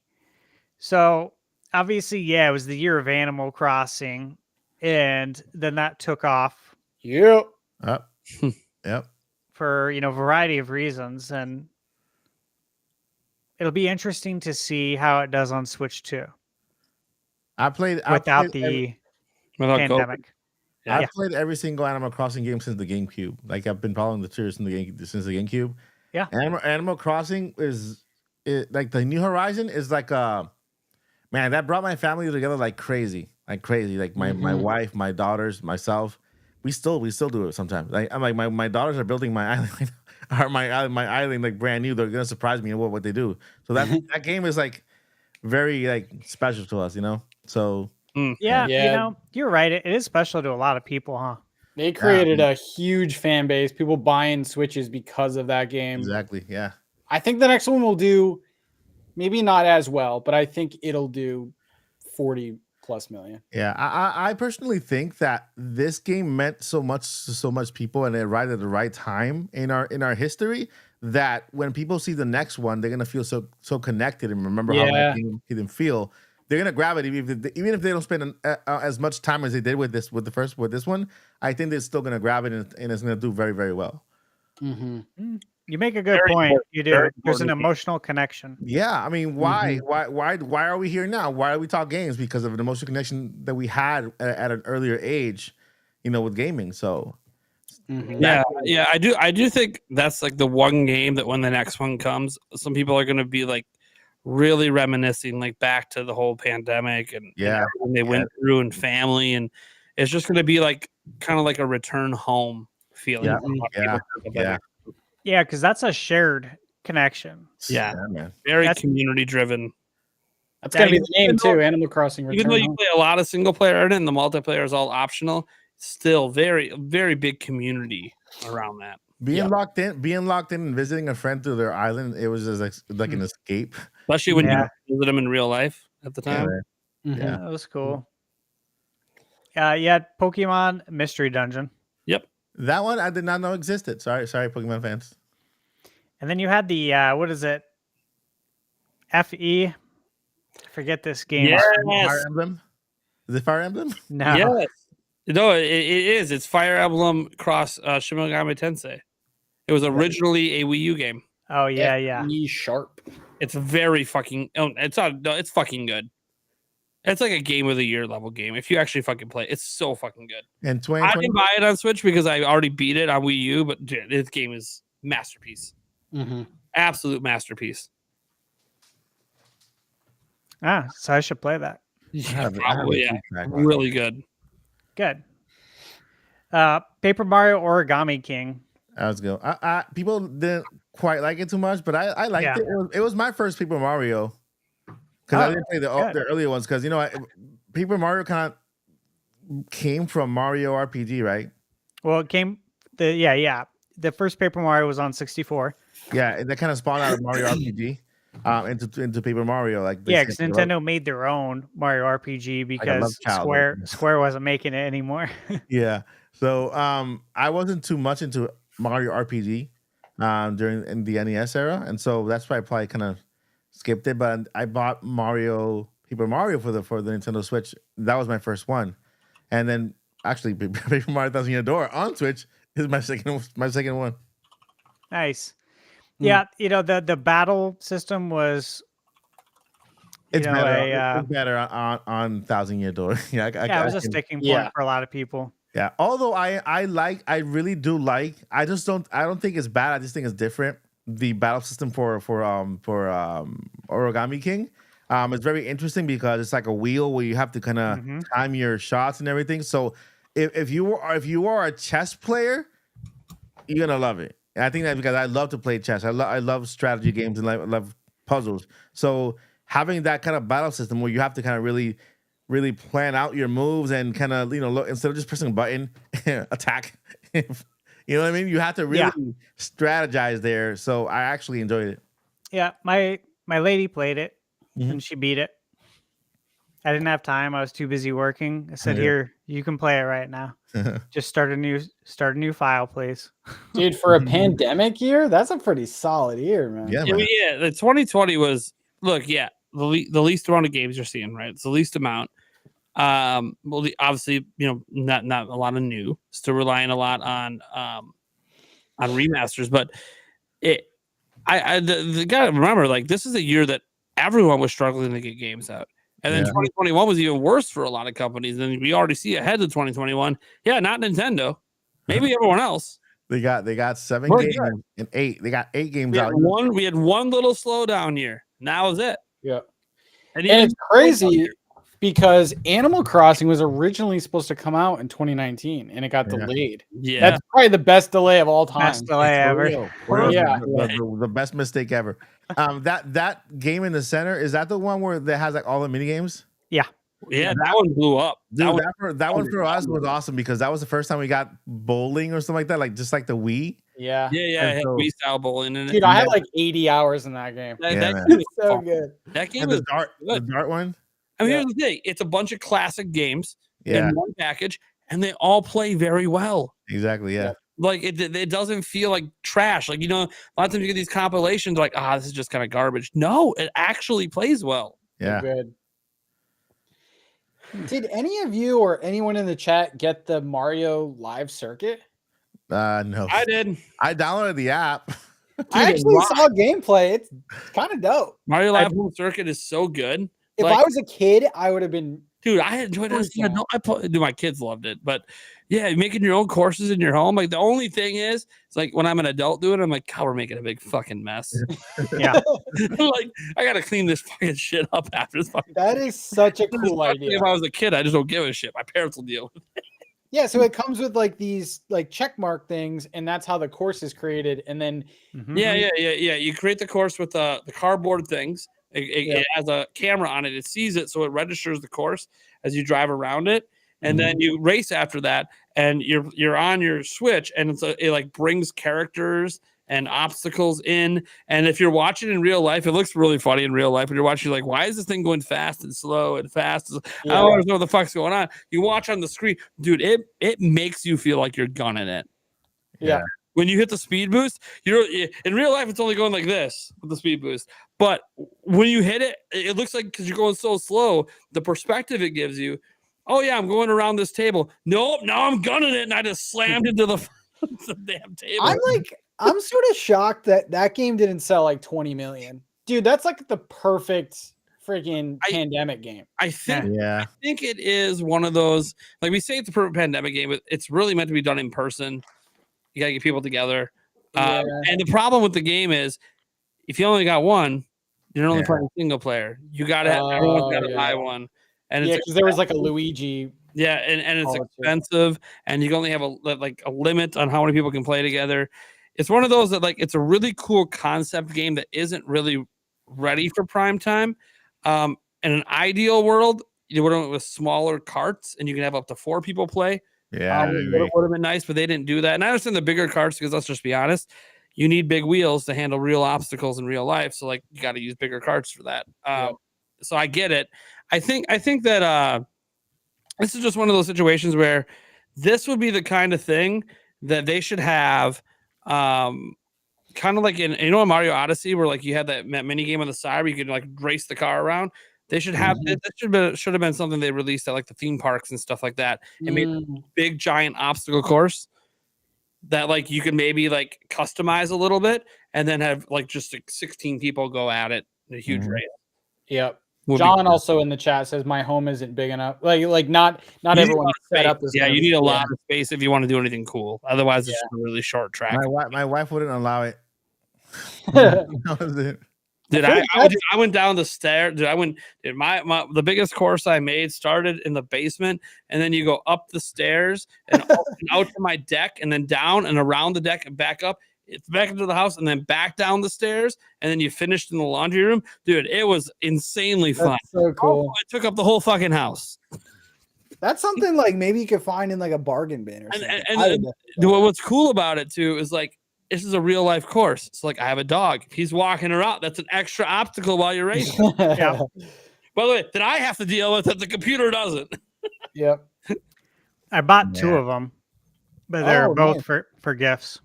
Yeah, it's very, very, very fun. Like it just never gets old. You can still find them. There's a lot of them in my local Target. Yeah, it's such a clever idea. I loved that one. Yeah, and I mean it did sell millions. It just did sell, maybe as well as Nintendo maybe wanted it to, which is why it didn't get like continual updates and support. But you can still play it. It's fine. They just stopped updating at one point. So like they were adding new characters in and new like course themes, and they kind of stopped doing that. But it's fun. It's still fun. Yeah, awesome. Yeah. I agree. So one of those times, and so instead of settling in Smash, we got to settle it in home circuit, baby. For real. Then we got Xenoblade Chronicles. Definitive in edition? 2020, definitive. Yeah, definitive edition. Very good. Added new content to the game. I did not play that game. That was a big release. Yep, they added new content that helped connect the two a bit better. And then Pikmin 3 Deluxe. Yeah, Pikmin 3 Deluxe. Really glad that came over because I thought that game was going to be left to die on Wii U. Yeah, it's nice that all the Pikmins are on Switch. Yeah, Pikmin 3 Deluxe, by the way, at the time was the fastest selling Pikmin game ever. Oh wow! Yeah. And then 4 came out, and then that broke it, which took over. So I think 4 passed through 3 now. Let me see. And then the biggest Y on the Nintendo Switch. Yeah, Super Mario 3D All-Stars for a limited time only, and missing Super Mario Galaxy 2. Yeah. Why would they do this? They didn't even give it like a cool, because they're going to give us Mario Galaxy 2 as a standalone title for Switch. It could be but the limited part I'm talking about. Like they didn't even give us a cool I agree with you on that. Championship box. Like it was just a normal release. Metallic box. Mario All-Stars wasn't limited, was it, on Super? It was. I know it was a pack-in title, but I don't recall if it was. I remember specifically there's a Super Mario All-Stars with the Player's Choice medal on it. So clearly it sold for a long time. So let's see here. And if it was limited, it sure as heck wasn't limited like this was. This was super limited. Yeah, someone before said 10 million, so I guess that's not super limited, but the fact that it even had that is just weird. Yeah, I think it was just weird how it was announced that it was like, hey, this is going to be a limited time thing. Yep. Like, really? Why? It's super weird. Nintendo's weird. The Godfather hadn't arrived yet. He was somewhere being born. So 2020, yeah, COVID year, but Okay. the right games came out. So here's what happened with that game. So Super Mario All Stars was originally a packing game, right? That's what people know it as a packing game. But they released a new version of it that included Super Mario World in 1994. That one was limited. That one was only available for 6 months. With Super Mario World. With Super Mario World. I had it. I used to own that game. Mario All Stars, just the base game, that was a pack-in. So that was just available as long as they kept it packed in. But the Mario World version, that one was only 6 months long. So that's where they got the whole FOMO thing from, because they did it with that, and so they did it again. Yeah, that's what. By the way, it led to it selling 9 million in like 6 months, so it worked. Totally worked. Totally worked. But 2021. Back with the big year. Back with the vendors. Look at the amount of games compared to 14 games. Yeah, 14 games. So yeah, Famicom Detective Club. Now, obviously, EMEO just came out this year, but prior to that, the Famicom Detective Club came out, which is the precursor to EMEO. So is it EMEO or EMEO? Yeah, who knows? Suikoden, Suikoden. Who knows? It's whatever we want it to be. Whatever we want it to be. Super Mario 3D World, Bowser's Fury. That was a huge release. That's my game. The moment they added Bowser's Fury, I perked up. That was good. Yeah, especially when we saw that. Okay, this is going to be substantial. The Bowser's Fury. Yeah, the best version of Bowser ever. This ain't some BS. Extra content. Like, this is actual substantial content. So that was cool. We got to see a Mario Super Saiyan. And then you have what's this game on the bottom left? Bond. Oh, it came out in Japan only. I know. I've talked about it with actually one of my subscribers who actually owns this game that he got from, I think, PlayAsia. I heard it's very good. Yeah. Let's see here. That is. Then we had Mario Golf. Underrated. So yeah, do you like it? I like it. I don't think it was like wacky enough. I think the story mode was kind of but the story mode pissed me off. Mechanics were good. They promised it was a Mario RPG. Yeah, it was not. They literally said that it was an RPG, and I'm like, oh, this is fucking exciting, and then it totally wasn't. They lied. They literally lied. Mm-hmm. Which sucks because it's someone who was a massive fan of the Mario Golf games on Game Boy, Game Boy Color, and those were RPGs. I'm like, cool, and the game even teases you. It starts out exactly like you want it to. You're the character. You go into this tournament. You get your ass fucking kicked. They talk about how there's these leagues, and you want to earn your way to this league and try to win the championship. It all starts out like yes, and then it just never does any of it. Yeah. Technically, it is an RPG. It's all just a tutorial. It's one giant tutorial. So it's technically an RPG because you are playing the role of a golfer in the game. And then here's the argument that everything's an RPG if it's in a video game because you're playing a character. Yeah, technically. There was like a shop where you could like buy. Yeah, you got experience. You leveled up. Yeah, it was useless. I had fun with it. It could have been better. Game sucks. By the way, the game is Buddy Mission Bond. Buddy Mission Bond. That's what I was trying to figure out what that was. Buddy Mission. Thank you, published. Thank you. Yeah, I remember that game now. Okay. Okay, now I gotta say I cannot see what this game is next to Mario Golf. Parappa the Rapper. I think that is the Justice League one. Okay. I think that was like the Nintendo published Justice League one. I could be wrong, but that's what it looks because I was trying to find out what that was too. All right. I didn't play it. Did you guys? So what Cosmic Chaos. What year did that come out? 2021. I'm 21. Yeah, when you zoom in, it gets pretty blurry. So if I zoom Yeah. in more, it's not going to help. Metopia. People were really excited that one came back. Oh yeah, my girls loved the Metopia. That had a crazy meme maker. Yeah, dude, the meme maker and that was insane. It's like, man, Yeah. why didn't we ever get this? That was pretty viral for a little bit, and then everyone thought Tomodachi Life was going to come. Yeah, because it just made sense to follow it up with that. But So that game is DC Superheroes Teen Power. DC Superheroes Girls Teen Power. Yeah. woohoo! That's why I didn't play it. Yeah, I was gonna say, I'm pretty sure Nintendo actually published that game. Yeah, it's on their list here. Like they published it. Yeah, Nintendo published that one. That's why it's there. Yep. And then, Yeah. whoa, this one Dude. got me. The I worked game hard. that was announced, how many what was it in 2006? Something like that. Metroid Dread was originally announced in like 2006. Yeah. Mm-hmm. And then they canceled it. Completely canceled. Yeah. And then it shows up. I was like, Yeah. holy Yeah, shit. well, they dropped the Metroid V, and you're like, oh, it's Metroid 5. Wait a second. That used to be a different game. Then all of a sudden it drops Dread, and you're like, oh, fuck. They Yeah. brought Dread back. That was a really special moment. Oh, I would, dude. And the game went on to be amazing and get nominated for Game of the Year. It's I the s- only Metroid I completed. It's I still also have not played it. it's also the best-selling Metroid of all time. I gotta Yeah. play it. Yeah, At you the gotta moment. play it. Yeah. Yeah, that was really special. Really special. Well, Because even when does that that's ever really cool. happen with Nintendo? Like Yeah, you, very rare. right? Yep.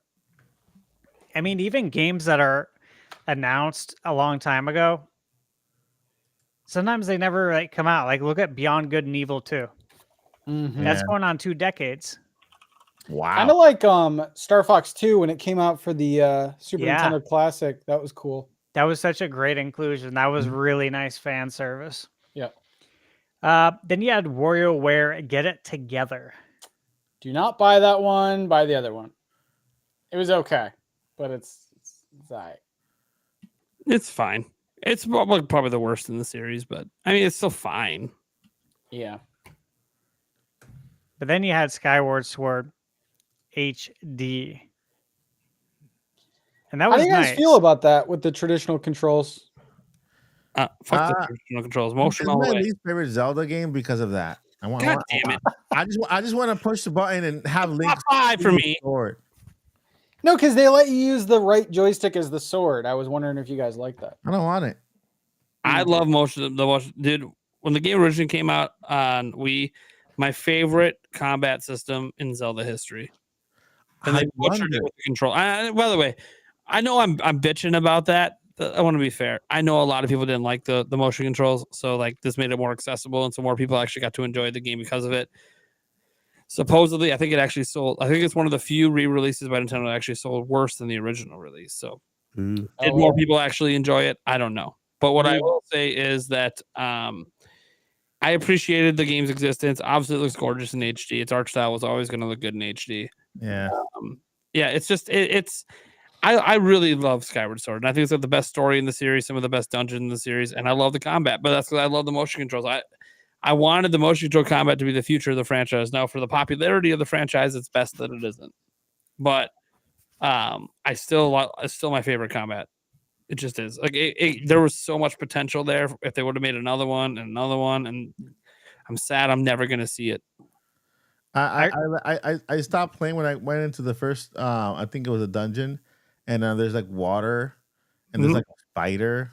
Yep. And then I died, and then that's it. I just turned it off.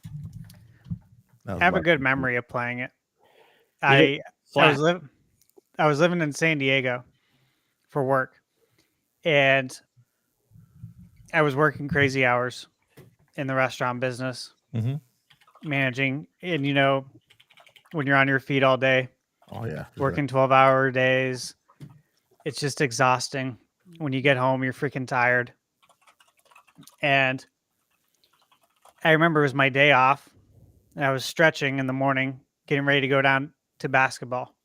And I had like a side ache, and I was like, that's weird, you know, like kidney stones. I just woke up. Got worse throughout the day to where like I was hunched over, like a hunchback, like all the way over. I could like barely walk. I'm like, oh shit. I got to go to urgent care. I got to go see what the hell is going on. Might be dying here or something. So I go. They set me down on a table. I start feeling around, and the doctor takes his like little hammer, Yeah. like that you use for physicals. The reflexes. Yeah, he does it on my lower abdomen. He's like, oh, he said, I need to call the ambulance right now. Oh my god. Appendix? Yeah, he's like, your appendix is about to burst. Oh my gosh, that's horrible. He's like, who drove you here? I drove myself. He's like, what? It was like Dwight in The Office. Yeah, I drove myself, man. Like, what do you expect? I'm a man. This is what we do. I'm a man. If I'm not dying, I'm gonna drive myself here. And so, anyways, I'm 40. Wait, yeah, classic. I'm not 40 yet. Shh. So I end up going to get emergency appendectomy, and then I'm off work for a week because I can't be in the restaurant business with the amount of stuff you have to lift, especially at the restaurant I worked at. And so I was like, this is my window, guys, of opportunity to play Skyward Sword. I don't know when I'm going to have a week off ever again in my life. This is how my life was going because that was a blessing. That injury, that it was. So that's why I'll always remember when I played and beat this, because I had the perfect amount of undivided time. I didn't feel rushed. I wasn't exhausted from work. I got to experience it in this like small window in my life. And so I'll always remember that. It was very special, actually. And I did do the motion controls, and it was hard to do, considering, I had stitches in me. So I'm like, just on the edge of the couch trying to do it. But damn, it was fun, man. It was a really good time. We have to watch The Office. Watch The Office with the. I've seen it. Oh, yeah? I've seen every episode. I watched it live, baby. Live. Presenting it with I lived The Office, man. Dude, I watched The Office at least twice a year, the entire series, like back from beginning to end. I'm like, you know what? I'm time to rewatch The Office again, and I keep that. Yeah. My wife thinks I'm crazy. It's an excellent series. Yeah. It's excellent. I love it. What else do we have? We had Mario Party Superstars. Good game. That was a good one. Yeah. Yeah. We still play it. They should have supported it, but good game. Yeah. With DLC. Yeah, with more boards. I think there's only like what, four or five. Yeah, It was better than Mario Party, the Super Mario Party. But yeah. But I think the new one is the best. Oh, the new ones. I gotta get the new one. Gotta get the new one. So good. Oh, it's what these other ones should have been. It's so good. Man. The two Pokemon games, though, hot take. I loved them. Which one? I love the remakes, man. Brilliant Diamond and Shining Pearl. Yuck. Puke. They are not well liked, but I like them. I actually like the originals, though. To be fair, listen, you know what I liked about them? I like the chibi form of it, like the art style. I didn't of mind that game. Yeah, I had to have people because I told my chat I would beat it on live stream because I hated the original release, and so I got so frustrated. Some guy walked in and was like, "Did you want me just to trade you some level 100s?" And you just plow through. I'm like, "Fuck yes." I never said how I was going to beat it on stream. People got so mad at me for it. I'm like, I don't care. I'm not having fun. I need to get this over with. Also, 2021 has Brain Age, so that 2019 game is still a mystery. I don't know what the hell that is. It's Brain Training. Oh, I didn't even know that existed.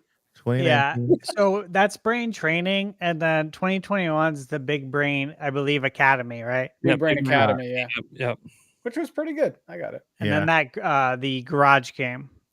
Yeah, that one was fun. I hope that I wish that would have taken it off more because people were making really cool games on it. It's just a game where you like learn how to build garages, right, for your car. It gives you at least an introduction into coding, which is pretty cool. I thought Nintendo Nintendo probably thought that was going to be a bigger game than what it was. I don't think they thought it was going to be big. Guys, Game No? Cooler Garage is literally just a mode ripped out of Nintendo Labo. They were just repurposing a Nintendo. You could build games in Nintendo Labo. They literally ripped it from Nintendo Labo. It was them trying to salvage the fact that Labo failed by taking something unique from it, make you not need Labo anymore. That playtest game, I think, was made in this. No, come on now. Guys, I played a bunch of it. It's fine. It's just literally it's the mode ripped out of Labo. I'm a nerd. I loved it. It's because I like coding too, and I just can't do it. All right, but 2022 is a banger year. Dude. 2022 is when we got big. Like there wasn't as many games, but they were big games. All of them. Like not relying on like ports and remasters year. Earthbound Beginnings, Triangle Strategy. Oh, we had Mario Strikers Charged. Yeah, we're not even getting into the third party games. God, it's so good. How did everyone feel about that? I liked Charged. Battle League? The gameplay Charged. It was fun. It's fun. Again, all the sports games suffer from this thing where they just don't have a lot of content. Yeah. And that's what needs to change. Like Jamboree feels like they finally listened to all the complaints with the recent Mario Party games. Yeah. I'm waiting for them to listen with the sports games. We just put some more content in. You only release like one of each sport per gen. Put some content in these things, man. I think Battle League is going to age pretty well. Because like I played the GameCube game leading up to this, and that game doesn't really have a ton of content in it. But like the gameplay is good. I think that's what matters. But I see what you say though. Mm-hmm. Guys, speaking of soccer, did you guys ever play Mega Man Soccer? No, Super Nintendo. Isn't that game like super expensive? I don't know. It's a ROM. It probably is, but great game. It's a ROM. It's free. Don't worry about it. I used to rent it a lot back in the day. Great game. And I don't really like soccer. Okay, Kirby, Forgotten Land. Oh man, that's the game of the year there. Game of the year. Now, guys, when you saw the trailer for this game, yes, I remember. I got The Last of Us vibes. Oh, dude, such a good game. Did anyone else notice that? Like, I know other people on the internet did. Yeah, there was a little bit of the vibes of The Last of Us just in that trailer, the reveal trailer. Yeah. But one thing I knew from the very beginning, because like one thing, like Nintendo tried the isometric pseudo 3D Mario when they did it with like 3D Land and then 3D World. Land, I thought it worked obviously a lot better given the format. World kind of felt like a cop out from being a true 3D Mario game. Still really good. It didn't feel right for Mario in that space. When they showed that style though in Kirby and the Forgotten Land in the opening trailer, I'm like, fuck yeah, for Kirby. For Kirby, this is fucking fantastic. Yeah. And that game delivered. That game, it did. Absolutely delivered. Also, 2021, they did not include new Pokemon Snap. Shame on them. Yeah, a lot of the third party stuff isn't on, and like we had a lot of third party exclusive. Triangle Strategy is still exclusive. Yeah. Octopath Traveler was a timed exclusive for like 2 years. Yeah. Mm-hmm. Like we had a lot of really. Yeah, the Kirby was excellent. Arceus was excellent. Oh, Arceus. Yeah. Yep. Yeah. And thankfully, we're getting Pokemon Legends AZ soon. Yeah. Is it 2022? Yeah, it's Arizona because it's desert themed. Bayonetta 3, really excellent game. Maybe the worst of the three. Also, performance issue. This is one that felt like we needed Switch Pro or Switch 2 at that point for that game. Really felt like we needed it for that one, but very good game. Sold pretty well. Really hoping that, even though Kamiya is no longer with Platinum, I'm hoping we still get a Bayonetta 4, which I think we will. The director of Bayonetta 3 is still there, so I think we still might get a 4. So yeah. Now that you mention it, I feel like 2022 was the year where I think this was the first time me personally, I was like, all right, where's the next system? Yeah, 2021 was where everybody was like, 2021 was Switch Pro rumor year. That Metroid Dread came out with the OLED.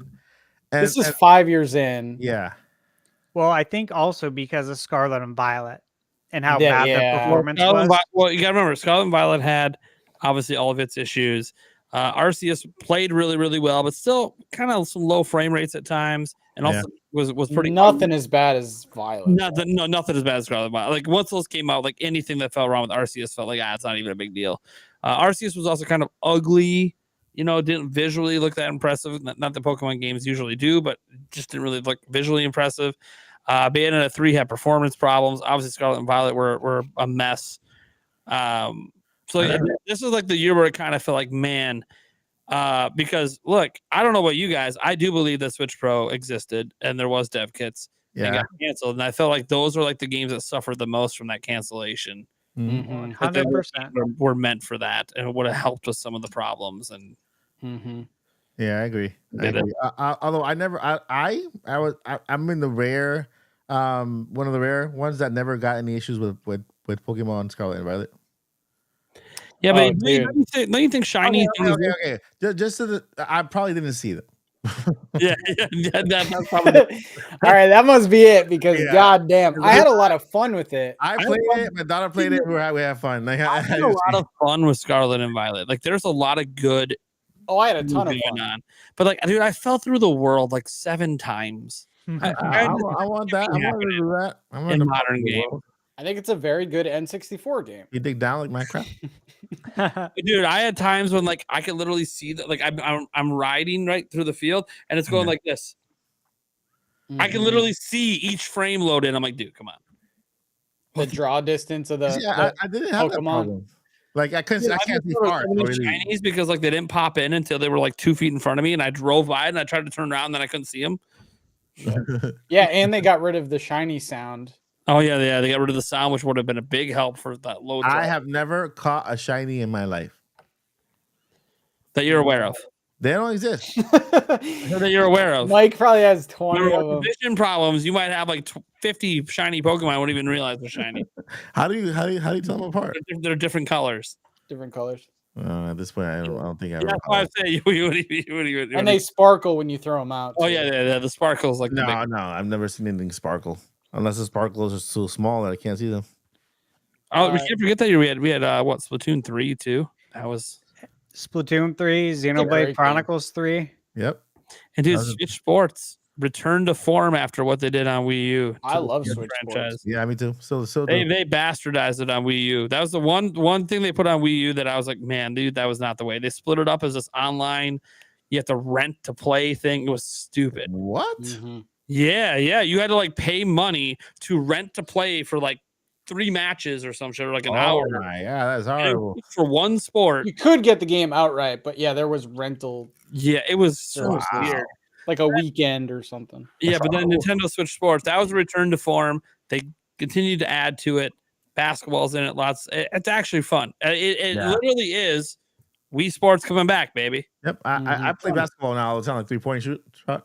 It's just legitimately fun. 2023 might live.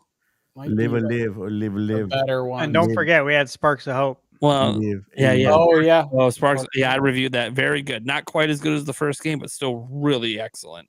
Yep. All right. 2023. My favorite year. It was a really good year. It could be mine actually. I think I haven't really thought about my favorite year, but I think it is too because Metroid Prime Remastered. Oh man, it was a good year, dude. $40 too. Steal. Masterpiece. Crit stealth drop. Yeah, stealth dropped. Yeah, man. After that, Jeff Grubb had to shave his head. Beautiful. Beautiful. Yeah, that game is crazy. We had Return to Dreamland. Yeah, which I really liked. It's good. It's good. Yeah. Fire Emblem Engage. I loved Fire Emblem Engage. Yeah, that was the first month of that was the first game of the month. With Metroid, with Zelda, with Mario, with Pikmin 4, and Super Mario RPG. What are we doing? This is like my perfect year. Yeah, it was. The first 5 months was crazy. Move Animal the year you got engaged? Animal Crossing into this year, and it's Nate. Is that the year you got engaged?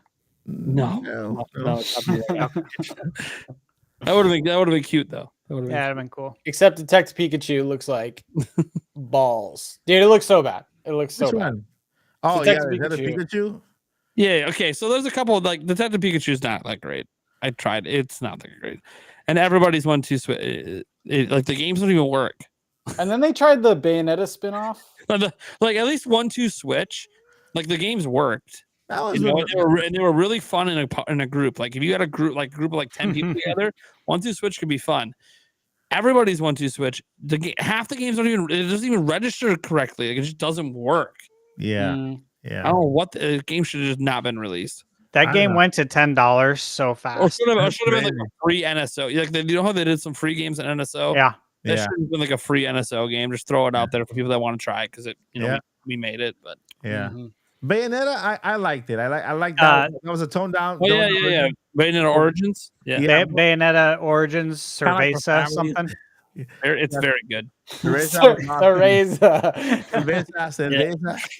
It's very, very good. They tried to appeal to the cozy gamers. Yeah. I like the art style was nice and the gameplay was cool. Yeah. Think about what Bayonetta is, and then think about what this game was doing. That was more like polar opposites, but it's still very good. It is good.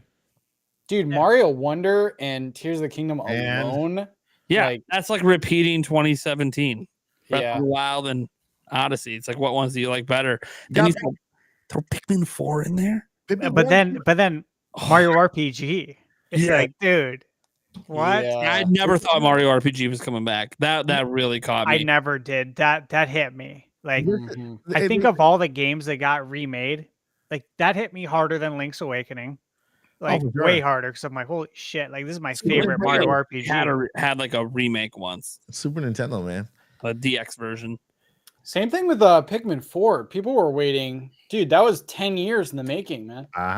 Yeah, it was. Yeah. What? Hey, Pikmin didn't count? Oh man. So this is a blueprint for what they need to do with the Metroid. You know, It's talking about Federation Force. we got Metroid 4. We need a 2 and 3, and then 4. Yeah, and then we got 1 and 2 HD, which was nice. Yeah, they're good games. They're very good games. 3 to me was the best until 4 came out. 3 just needed, I don't know, like 2 more hours of content. I think 3 would have been perfect, but 4 nailed it. Home run. for real. I think this is the best year ever, man. Like when people ask me like what game, like, man, there's 4 Pikmin games. Which one should I start with? Just go to 4.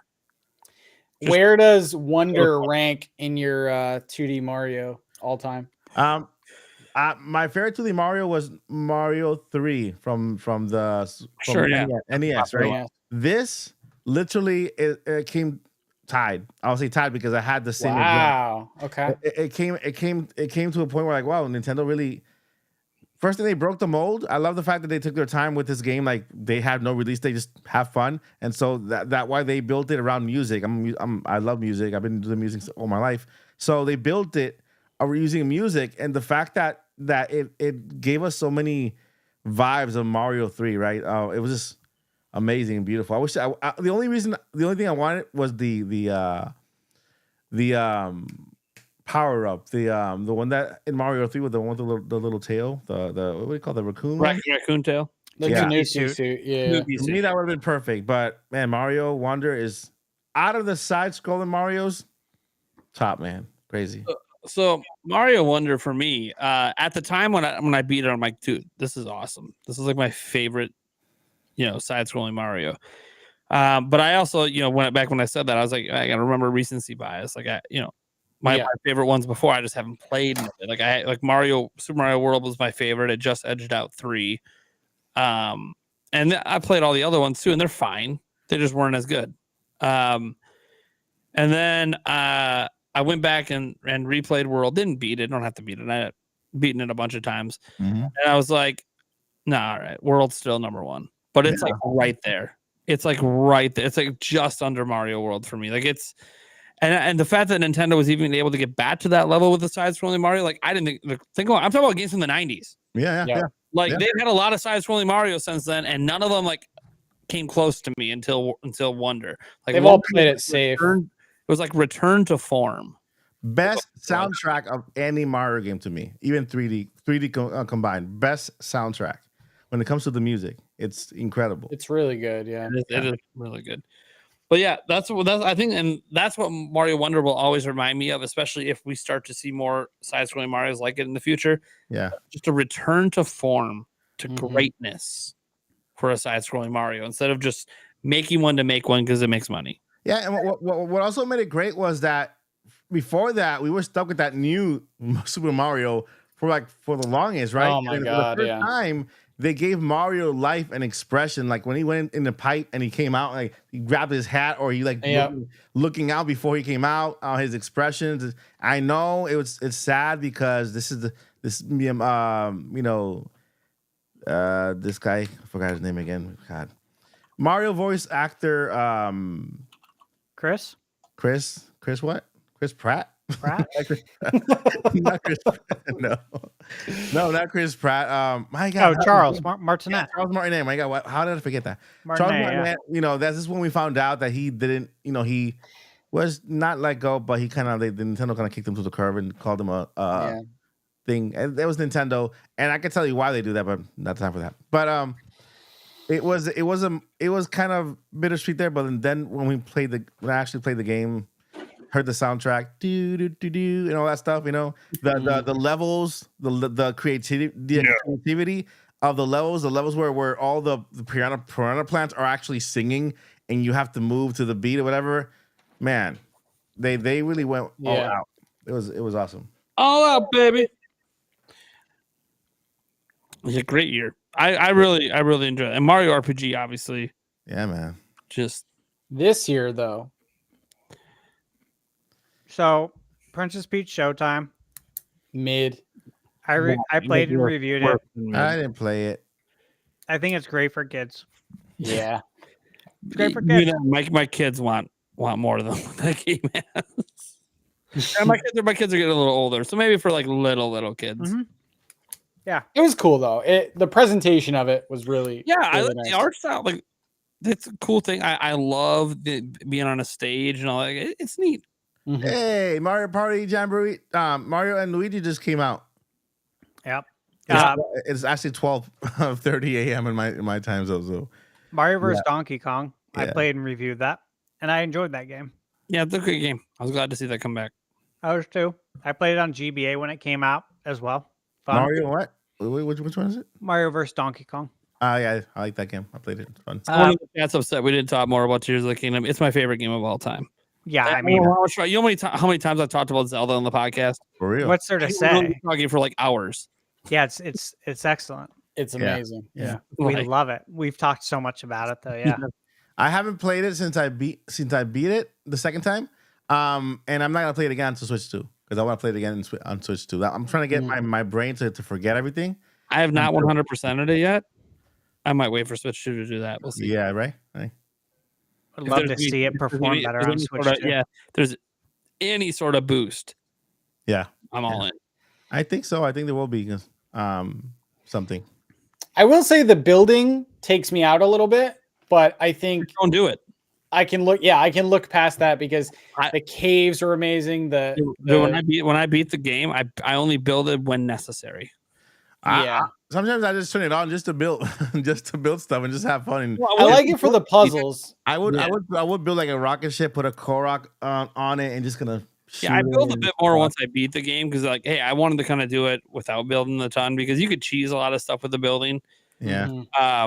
And like I will say this, the building stuff adds a lot of replayability. Like you do a lot of crazy things. Oh yeah, for sure.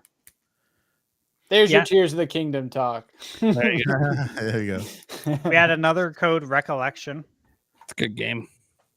Have not played. Actually, 2 games. I don't recollect. Yeah, I was wondering. It's good. It's good. Got to be into those kind of games, but they're good. Luigi's Mansion 2 now in HD. Lazy. Did not pick it up. High definition, guys. Did not get it. Did not remotely look appealing to me. 720p. Someone who beat Dark Moon, it did not look appealing to me. And judging by the sales numbers we saw earlier, it didn't do like crazy. Like they probably thought it would get a boost from 3, and it really didn't because it's not even close to as good as 3. You're going back, you know. Makes me wonder if we're gonna get 1 now. Yeah, because of 2 sales on NSO. That's my. Oh yeah. If they drop a full remake, I hope they do, just so we can have. I think it could do okay because like 1's really really good. It's got a lot of personality. Yeah, 1 is a classic. but we'll see if that ever happens. And then the one I thought would never happen. Same. 1,000-year door. Like No, what the heck? Crazy. The moment they did Super Mario RPG, I thought the door was open for 1,000-year door, but I was like, yeah, on the next system. Well, what was weird is we 6 got months later. yeah, that was the thing is that we went from Mario RPG in November 23 to Paper Mario in April. That was surprising. Yeah. That was shocking. Dude, like, that was what? the best Nintendo Direct. And ever. then Brothership, dude. Yeah. Brothership, yeah. Crazy, man. That was is- the best Direct ever. So an interesting- three Mario RPGs In every less 6 than- months. Yeah. We got like 6 Mario Universe games because we count Princess Peach. Yeah, they've been hitting the Mario Universe November, last year. November, April, November. Yep. They've been very reliant on Mario. It's almost like they're saving their franchises for something else. Yeah, Mario Wonder, WarioWare is Mario RPG is Mario. Mario is Donkey Kong, Princess Peach, Paper Mario, Luigi's Mansion. The more I look at like this year, like obviously we had like I'm looking at this. My favorite game of all the ones that are on this list is Echoes of Wisdom, right? Like that's no doubter for me because I'm a huge fan. It's actually really good. I love it. Yeah. But like that game, 1,000-Year Door, and then the Famicom Detective Club, Emio the Smiling Man. Those are like my 3 best games in this out of like this group of all the games. Like for me, that just personally, like some people might love, Endless Ocean Luminous or something, or maybe you're really into the NES World Championship edition stuff. Like maybe and Mario and Luigi, by the way, a lot of people are going to love Mario and Luigi. I already know that. There's going to be a ton of people that love it. I haven't played it yet, so I can't pass any judgment on it. But I mean, 2024 to me just feels kind of like a weak year. Like I'm happy that we got content because Nintendo usually in a transition year has no content. So we got something every month, which is awesome. Year. This is a very like fan service year. It's a breather year. It's a breather year because after 2020, 3 was incredible, right? With all these games. Yeah. This year's like, okay, take a deep breath. Let's like you're getting remakes. Well, yeah. Well, here's the thing. I don't want to complain about what we got because in the end, we know Switch 2 is coming. And most of the time when we know that, like when Nintendo's actually announced the next platform is coming, they pretty much just stop putting games out. So they didn't do that this time. So I'm very happy they kept the ecosystem alive, kept games coming out. You can see in their sales data, like none of these games are selling like that crazy well. Maybe Echoes of Wisdom is selling okay. It sold 2.58 in 5 days. We don't know what it sold after those 5 days. Did it continue to sell well or did the sales stop? We don't know. Jamboree should sell well. Jamboree is one that should be a 10 million plus seller based on Mario Party history. Should be. Will it?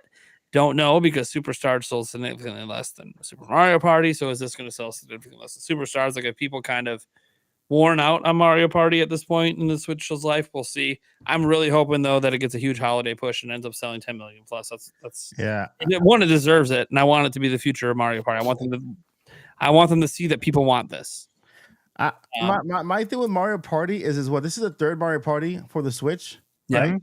Yeah. I think that they do like 2 to 3 like every. They should just do one at the beginning of the Switch life cycle and continue to update it with new boards like DLC and stuff. Yeah. Instead of just and I think that'll increase its sales and make it a Mario Kart. Yeah, make it like a Mario Kart where it's just constantly updated.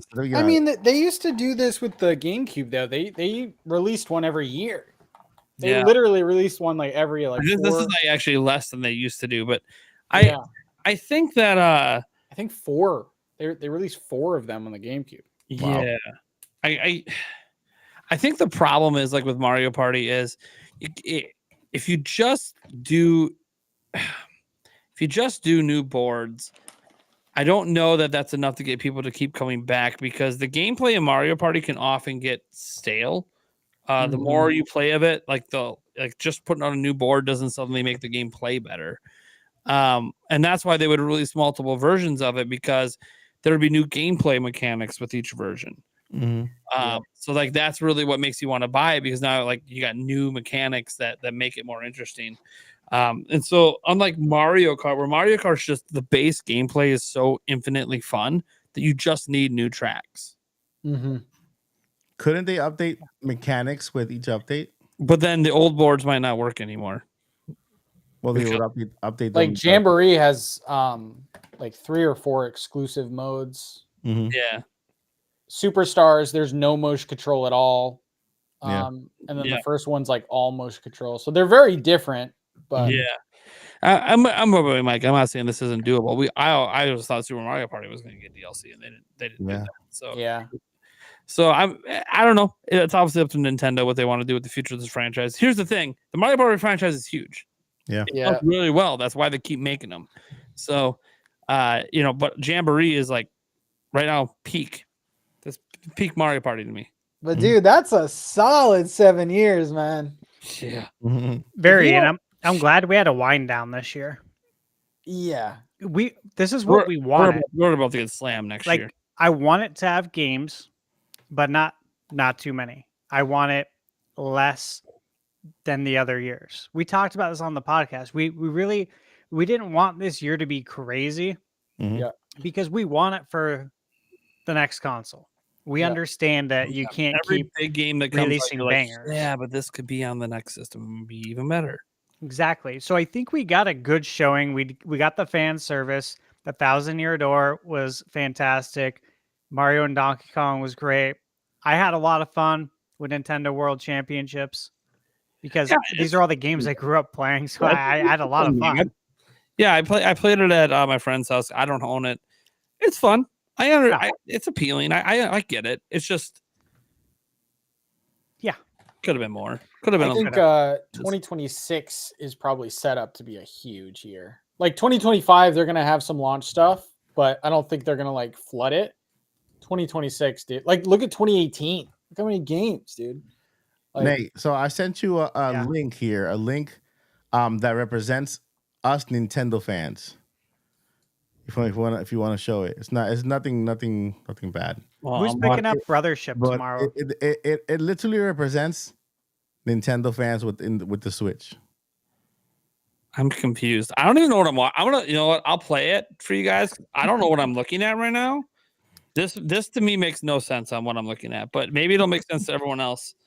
All right, I'm gonna stop screen sharing if you're gonna play this. Yeah. It just plays it's a Mike Odyssey short. So he's self-advertising, so he thinks this is clever. So let's see what happens. damn. You need some audio because it audio kind of goes with it. Okay, here. I'll unmute the audio. Hold on.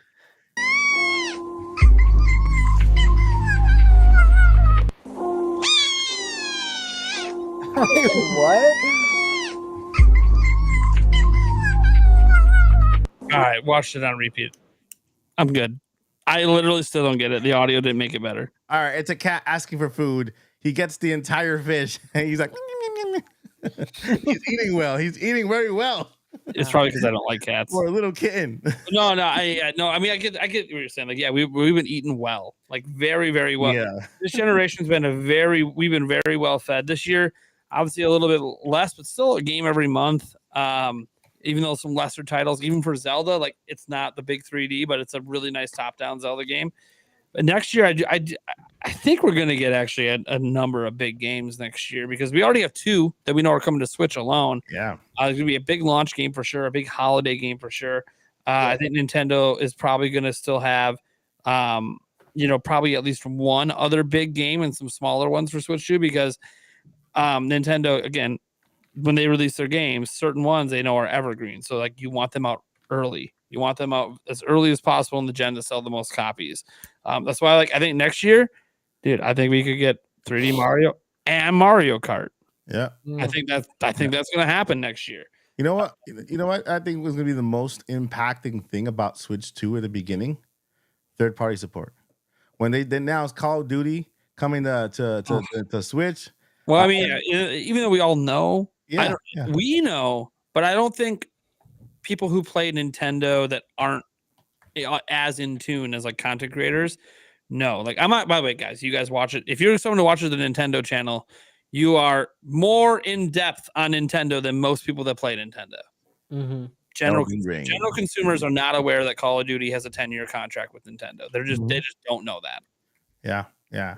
They don't. At So, like all. we all know it's coming. It's contractually coming. Yeah. But general consumers have no idea. So that reveal is going to be really huge for the general consumer base. And pretty much like I think a lot of the big third-party games will just be big. Like having a definitive edition of Elden Ring, that'll be a really huge and that'll be a really big get. And by the way, we don't know that for sure. Obviously, we're just kind of assuming From Software is on the list. Just saying. Nintendo put it on the list. Like I don't think it's just because they're reminiscing on Dark Souls Remastered like 5 years ago. Yeah.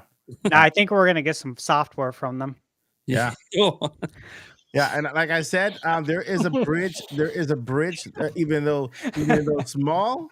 There is a bridge between Sony and Nintendo, and Sony. If they are smart, they want to revitalize their Spider-Man franchise. They could drop Spider-Man 1 and Miles Morales on Switch 2. By the way, Mike, I'm really sorry that I didn't understand your short. What? My mind is so all over the place right now. Well, you're a monster that doesn't like cats. That's Yeah, why. I hate cats, so I'm a You monster. don't gotta apologize for that. Hey, we bought a new car. There's some damage on the inside. What's the damage from? The previous owner had a cat.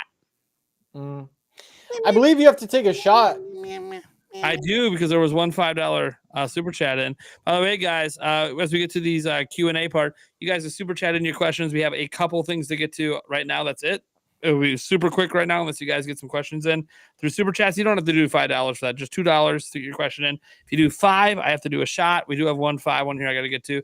But first, we had a $2 one in from Khalil Bafil saying, boom, Mike, January announced, May release. Let's do it. I'll take that. I'd prefer like January announced, April release. But I mean, I gotta wait for May. I can handle that. Once it's announced, I think I can pretty much handle anything at that point. Unless they tell me 2026. Sunshine 2 for If the they, summer. if they go March reveal, 2026 release, I'm gonna be like, well, fuck. Like that would not be good. I would not want that. But you know, if you go off traditional Nintendo, that would be what it is. But I don't think this is traditional anymore. Nothing Furukawa's doing traditionally. Built different. Thanks for the $2. Here's the $5 one I gotta do a shot for. Tager610 saying, I think one last thing in next June's direct. Next June. We're fast forwarding to the direct after the rumored direct. All right. Will be the first teaser for the next mainline Zelda game. Ooh. So I talked about Seems soon. So I've talked about how I think there's going to be a remaster next year or a remake of some type for Zelda, because they kind of get something Zelda out every year. Could just be Wind Waker or Twilight Princess. Could be what a lot of people hope it would be, like an Ocarina of Time remake. Don't know if that's happening, but if it is, that would be kind of cool, especially for Switch 2. And that could be a really big get in year one for Switch 2. Also gives you that massive Zelda combined with the Marios, like in 2017. That'd be cool. But I did speculate that, like, if it's just like a Wind Waker or Twilight Princess or something like that, and they reveal it in June, 4K version or 4K Breath of the Wild or whatever, like we already technically know exists, but we don't know if it's ever going to release. What could ease like a 4K Breath of the Wild announcement for some people to be like, really? Do we need it? We have backwards compatibility. Already runs at a little bit better frame rate. Do we really need this 4K version? Would be, yeah, okay, we got 4K Breath of the Wild this year, but we dropped that 2014 style teaser for the next Zelda game. Because Zelda is one of those franchises that they do tease years ahead of time. It's one of the few games Nintendo doesn't wait till like the year of release. You might go, oh, Echoes of Wisdom. Okay, I'm talking about the big 3D Zeldas. Okay. Oh yeah. Look at the history of them. They've all been teased years before they come out. They're gonna want a mainline one within the first few years of the new system. Yeah. Too. 2027 called it. Like, I think it's coming out in 2028 personally, but I do think they want to let people know it's coming, like ASAP. Like that's why I'm like June could happen, because I don't think they want to wait till 2026 to tell people it's coming. It's gonna be a lot of hardcore Nintendo fans want to know it's happening. I can tell you exactly what's gonna happen, because right after the Legend of Zelda movie comes out and it's already in theaters and is out there, that movie is gonna bring in brand new fans, making it the perfect time to launch a new Zelda game. So 2027. Yeah, 2028. I agree. I disagree. It'll be a holiday movie released in early 2028. Movie? No. It's gonna be an April movie. Nah. It'll be October. It's gonna be a Christmas Halloween. What about a summer blockbuster? Yeah, Zelda movie's gonna be darker than the Mario, man. They're not looking for bright spring days. It's gonna be an Easter movie. An Easter. Nah, I'm going October. Stick with that. Disagree. That's fine. It's not like we know. We don't have any. There's not even a rumored, like month or whatever for that movie yet. There will probably be eventually. It's obviously, they're getting to the point they're actually going to make the damn thing. So yeah. Cool. That's it. I mean, just to clarify here, anyone else think this is happening? What's happening? A Zelda brand new, not top, but like the big 3D Zelda getting teased next year. I think because of what we heard this year from how they are using Grezzo, more into the games. They have the engine already. They built this Echoes of Wisdom using the same engine as a Link's Awakening. Why not continue that? With Links of the Past, or maybe some of the other older games. Like I know a lot of people are talking about the Oracle Season and Ages, right? Mm-hmm. That could be a two-pack game that come maybe together or whatever, in the same kind of engine. So I think Nintendo next year, we got one this year, we got one last year. Hold up, we got one last year. So this will be a third year with the Zelda game if it comes out next year. Gosh, we were just looking at the list. Yeah, last year was Tears of the Kingdom. Like some Zelda every year. Cadence of Hyrule was one year. Yeah, but that wasn't Zelda. That was a collab, right? That's still. But you also had Hyrule Warriors. Hyrule Warriors. Well, yep. Which wasn't on that graphic, but that's the Calamity War one. Age of Calamity. Yeah. Age of Calamity. Yeah. I think it was was that the 2020, right? Yeah. I think. I think if we get a Zelda game, it's gonna be like maybe not. I don't know. I say we're not getting. It might be a spin-off or like a Breath of the Wild expanded or something like a 4K maybe. By the way, if they do a 4K Breath of the Wild, which we like at this point we know it existed, we have the code name for it, and there's that rumor about it being a demo back at Gamescom for select developers. I feel like if it comes, which I'm fine if it comes, by the way. I mean, technically the game's gonna be over 8 years old by the time it comes. That actually doesn't feel that bad to put out like a remaster. I will say that, although for me, I think remaster should always be at least 10 plus, but whatever. Yeah. All they need to do to convince me to buy it isn't just about the 4K or the 60 FPS. I expect that. If they give me a new ending to the game that explains plot holes. Like they tease at the end of Breath of the Wild, we got to go off to Divine Beast, Varuta, there's a problem. Never know what that problem is. Never know what happened to the Divine Beast.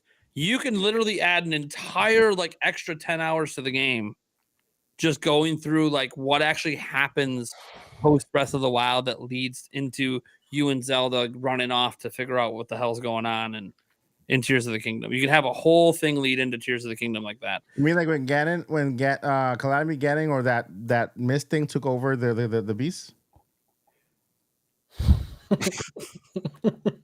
Nate just had no emotion. Dude, I'd be burnt out, man. We got Breath of the Wild, we got Tears of the Kingdom, which is same engine, same map. All right, we got another one. All they got to do is let you transfer in your current save data, so you can just start at the new content. Listen, I'm gonna go out on a limb and say they're gonna do something different with Zelda. They're gonna give us a 2D, 3D style Legend of Zelda game, like the first one, but in 2D, 3D style, like they're doing what do you call that other game? Zelda Fitness Boxing. Link's Crossbow. You know the 2D, 3D style. What 2D, 3D game are we getting? Link Between Worlds? No, the one we're getting now. Where they were like. They show the camera angle. Your perspective looks great. You look at it head on, they're all out top down. Is it? Are you talking about triangle strategy? Isometric? I'm talking about triangle strategy. That's HD 2D. That's HD 2D. What did I say? You said 2D 3D. I'm like like, I'm not. There's not too many games that you would call 2D, 3D. Those are opposing ideals. Kind of like a 3D world with the 8-bit little characters, just like the I forgot what's this game that's coming out like now. You guys Like gonna Dragon Quest? Dragon Quest, yeah, with that same art style, but with the Legend of Zelda. HD 2D. That's HD 2D. HD 2D. Yeah, that. I love it. It's a very well loved art style, but yeah, that's Love it. Dude, that in the Oracle games? Oh my Mm. god. That'd be great. I mean, I think We that do Zelda 2 with that shit. I'll take it. that art style is taking off now, right? It's going to be It's been taken off. It's It very has. popular. Octopath Traveler really popularized it. Yeah, It's When that very came out. popular. Gamers love it. I'm sure we'll eventually get sick of it when everything does it, but I know a lot of things have been using it, but it's so good. Mhm. Yeah, and I still want Chrono Trigger HD. It's a great way to 2D. model. It's a great Oh way my to Earthbound. Yeah. Yes, Chrono Trigger would be great. Dude. Chrono Trigger and Earthbound, Chrono great Cross? candidates for it. Yeah. Did you like Chronos Cross? Did I? Yeah. Chrono Cross. Yeah. I mean, I think Chrono Trigger is obviously Chronos. better. To me, it was Chronos. So good. Chrono Trigger is goated. Yeah. Hey, who's going to be boarding the brother ship tomorrow? Not Today, well. today. I don't want to say not me because I'm about to send Nintendo a request and they might just send me a copy. I forgot to request it. Mhm. So they might send me. If they don't, I'm not buying it day one. I'm not getting it day one either. I'm gonna wait on it. By the way, it's not because I don't think it's going to be a good game. I played every single Mario and Luigi. And I am going to play this one. It's just, it doesn't really get me going. Like I'm not like excited about it. If I'm Kind not of like RPG'd out with Mario. yeah, like I've done so many RPGs with Mario at this point, and this one, while it's new and it's not like revisiting an old like the last two that I played, it's still just kind of like I'm just not excited. You know what I mean? If I'm not excited, then I don't want to spend day one money on a game. Look what IGN did to him. It's not IG. I didn't even read that one. I actually think it's got like 80 on Metacritic. It's good. That's Yeah. I don't know. I haven't. I was like excited when it initially came up during the direct, but then like as they advertise more and more of it, it's not that I think the game looks bad. Heck, Yulia might be day one in this shit tomorrow. My fiance, she will finally watch the trailer and she's like, "Oh fuck yeah!" I'm like, "All right, then get it, or I'll get it for you, whatever." But I just personally, I'm just kind of like, I don't know. It just doesn't get me going. I'm gonna get it. I'm gonna get it. I am going to buy it. I am going to play it because I've beaten the whole series. So why? Yeah, I'll get it eventually, but I think I just might wait for like a discount, or if I happen to like buy a voucher next year to get like 2 games. like if Prime 4 isn't coming to Switch 2, okay, cool. Then I'll use the voucher and get it on Switch, and then maybe I'll toss in Mario and Luigi with that. But it is coming to Switch too. We don't know that. Backwards Hey. compatibility. IGN, Hey, damn it! guys, You just made me open Cortana. God damn. I hope everyone knows this in chat too. So IGN USA gave it a 5. IGN Spain gave it a 9. IGN Benelux, whatever that is, gave it an 8.5. IGN Adria gave it a 9. And IGN Italy gave it a 7.5. They're crossing the whole scale, baby. I wonder how much water is in the game. Maybe that's it. Yeah, IGN US just too much It's not water. that much water. This is a lot of trees. Mm. As you're driving a island boat that drags islands in water. Isn't it? Yeah, it's like I'll a- get it eventually, but yeah, this isn't a day one for me. But I am excited. I like the Mario Luigi. Oh, you guys are gonna miss out on those pre-order I am bonuses. gonna say this. I know I am gonna say I actually did read the IGN 5 review. I still don't know how he gave it a 5 just based on what they said about it. What are the I don't pre-order either. bonuses? But I read it, and like the thing is, I saw a lot of people making fun of the IGN because there are a lot of content creators making fun of the 5. Which, by the way, that's fine when they bring up really ridiculous stuff, but none of us have played the game, so like we don't really know how ridiculous the takes are. Mhm. But I read the review and I was like, okay, well, this person it's a 5. The review didn't seem that bad. It seemed like the critiques they had, that's just their personal things. They don't like these certain things about the game. It's one of those things that like when people say why, because someone says, hey, you could have made a video about that. I'm like, but I don't think that it was that big of a deal. The guy gave it a 5. I think it probably should have been like a 6 based on what he said, but it's whatever. It's his opinion, and the review didn't seem ridiculous to me. Like, it didn't seem like he said anything stupid. Like, That's how I felt. Played the game, and he had Well, like look, we're talking about him. Well, he had real opinions that I just because you don't agree with it because you love the franchise, and other people disagree with it and gave it higher scores. That's fine. Mm-hmm. Yeah, that's the thing, guys, is that reviews are subjective, and it's like when you buy a product.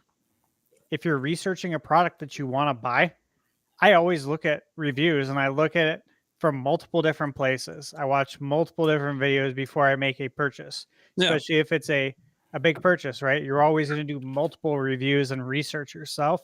It's no different. They gave it a 5, so what? Someone else gave it a 9. Bottom line is, if you're interested in the game, you got to find out for yourself.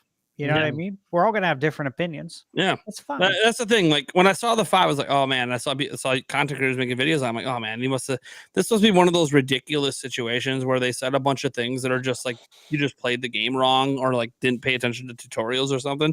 And I read it, I'm like, oh no, this is all like legit complaints. I don't really see what the problem is.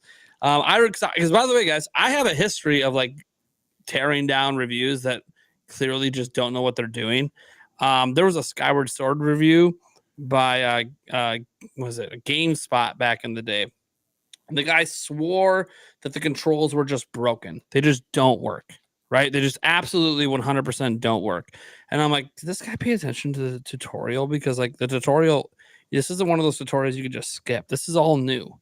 You have to actually know what so he came in, he went on I was leaving him alone, and then he went on a podcast because I'd already played the game, right? He went on a podcast and he's like, so I'm trying to shoot the bow. Watch me try to shoot the bow. He points the Wiimote at the screen. Look how fucking broken this is. I'm like, you're joking, right? Oh, you fucking joking? Hold on a second. Yeah, I made fucking fun out of that fucking review. I'm like, this is the worst fucking review of a game I've ever seen in my goddamn life. He gave it like a fucking 2. And I'm like, dude, you didn't even pay attention to the story. That's not how you shoot the fucking bow. Like, you don't know what the fuck you're doing, man. You can't bitch about something when you're not. Well, it needs to play the way I wanted to play. This isn't Twilight Princess Wii, motherfucker. It's not waggle and point. God damn, it's actual motion controls. This bow concept isn't even new. We had it in Wii Sports Resort. It's the same concept. Which pre-order bonus are you getting? I was so mad about that. The socks. I got Best Buy, so I got the enamel pins. The brother pin set. Are they made out of bone? Are they made out of what? Enamel? They're made out of bone? Nah, I think they're we gotta end it 18 karat gold. Shit. Enamel. Oh, that's a nice. Isn't enamel like something for your teeth? Well, yeah, that's there's multiple. Okay, this is English. We're gonna do English. One word can mean 20 things. All right. Well, that's gonna do it for this week's episode of the Nintenbyte Podcast. Already way later than I ever wanted it to go, but you know what? It's one of those weeks. All right, guys. We'll be back next week. No idea what we'll be talking about because I have no idea what's gonna happen. Probably some brothership, maybe a little bit. Might have a little bit of that in here. All right, guys. See ya next week. Never give up, Johnny. Oh wait! Oh fuck, Mike. You guys got to talk about your channels. God damn it, Mike. What are you going on? Where can they find you? Hey, hi. It's been a long stream. Enamel. That's where they can find you in your enamel. Oh, you can find me at the Odyssey Monday through Friday. Nintendo News. I have a brand new live show around noon, 12:55ish, called Nintendo Live Report. I report the news live there, and then in the afternoon I try kind of like putting it like an edited version in the afternoon. Trying that because of course eyesight problems, editing taking a lot of time. So I'm trying something new called Nintendo Live Report. I go every day live around noon to 1 p.m. around that time. Report the news and then of course answer your questions. It's only like an hour stream per day. Got that going. What else? I have an interview on the channel with Way Forward Games. I met with them 2 weeks ago, and it's on there now. If you want to I watched it. yeah, grab a snack, get a drink, watch it. They have a lot of interesting things to say. They drop some exclusive information about, stuff. And you can leave a comment and win a copy of Riverside City Girls 2, which I have a whole bunch of gold. Ooh, It's a good game. Yeah, it's there. And you can follow me at Y2K. That's happened. Mike also has a podcast every Friday.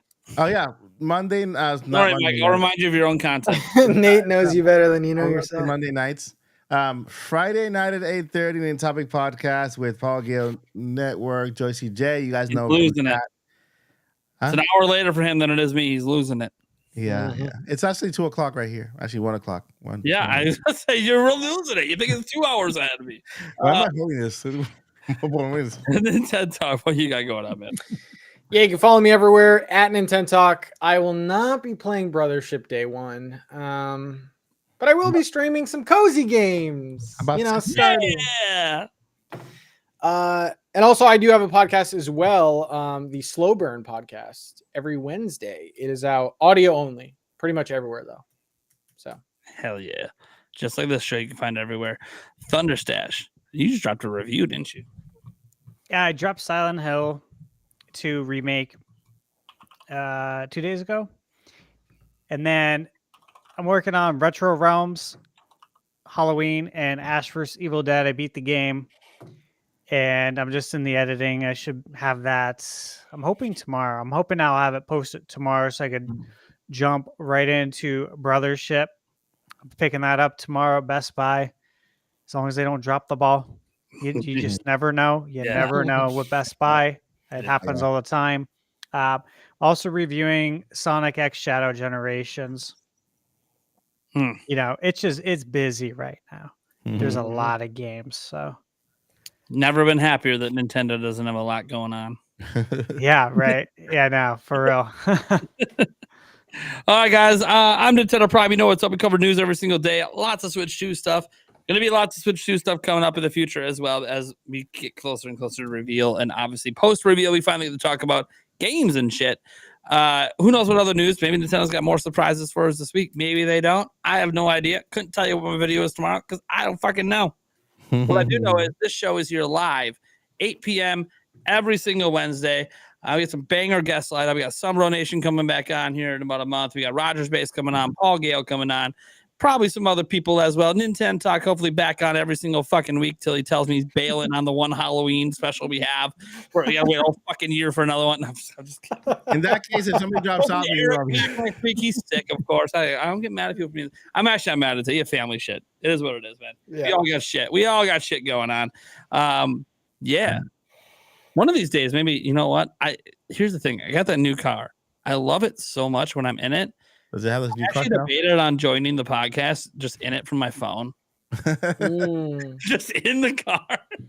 You're like, I don't know how I'm gonna set this up with a good microphone, but you can. No, actually, you can with the iPhone. You can because it has that feature where you can turn off the microphone, like if it was like a studio mic, and it actually enhances your audio. Yeah, I know, but I got to figure out like how I'm gonna run the microphone in there because I want to bring my computer out there. Then I got a problem. I got a problem if I'm running a computer. Stream from the phone. Also, everyone, Nintendo's Twitter tomorrow. Stay tuned. Also, whoa! No, I'm just kidding. I'm just kidding. I forgot to say. He's like, shit. He's got inside sources. Look out. That was just a little something to help you guys sleep tonight. We got the next Fioro. Forgot to mention, I'm giving away my Nintendo Switch Lite Zelda edition with the 12 months of space or whatever. NSO.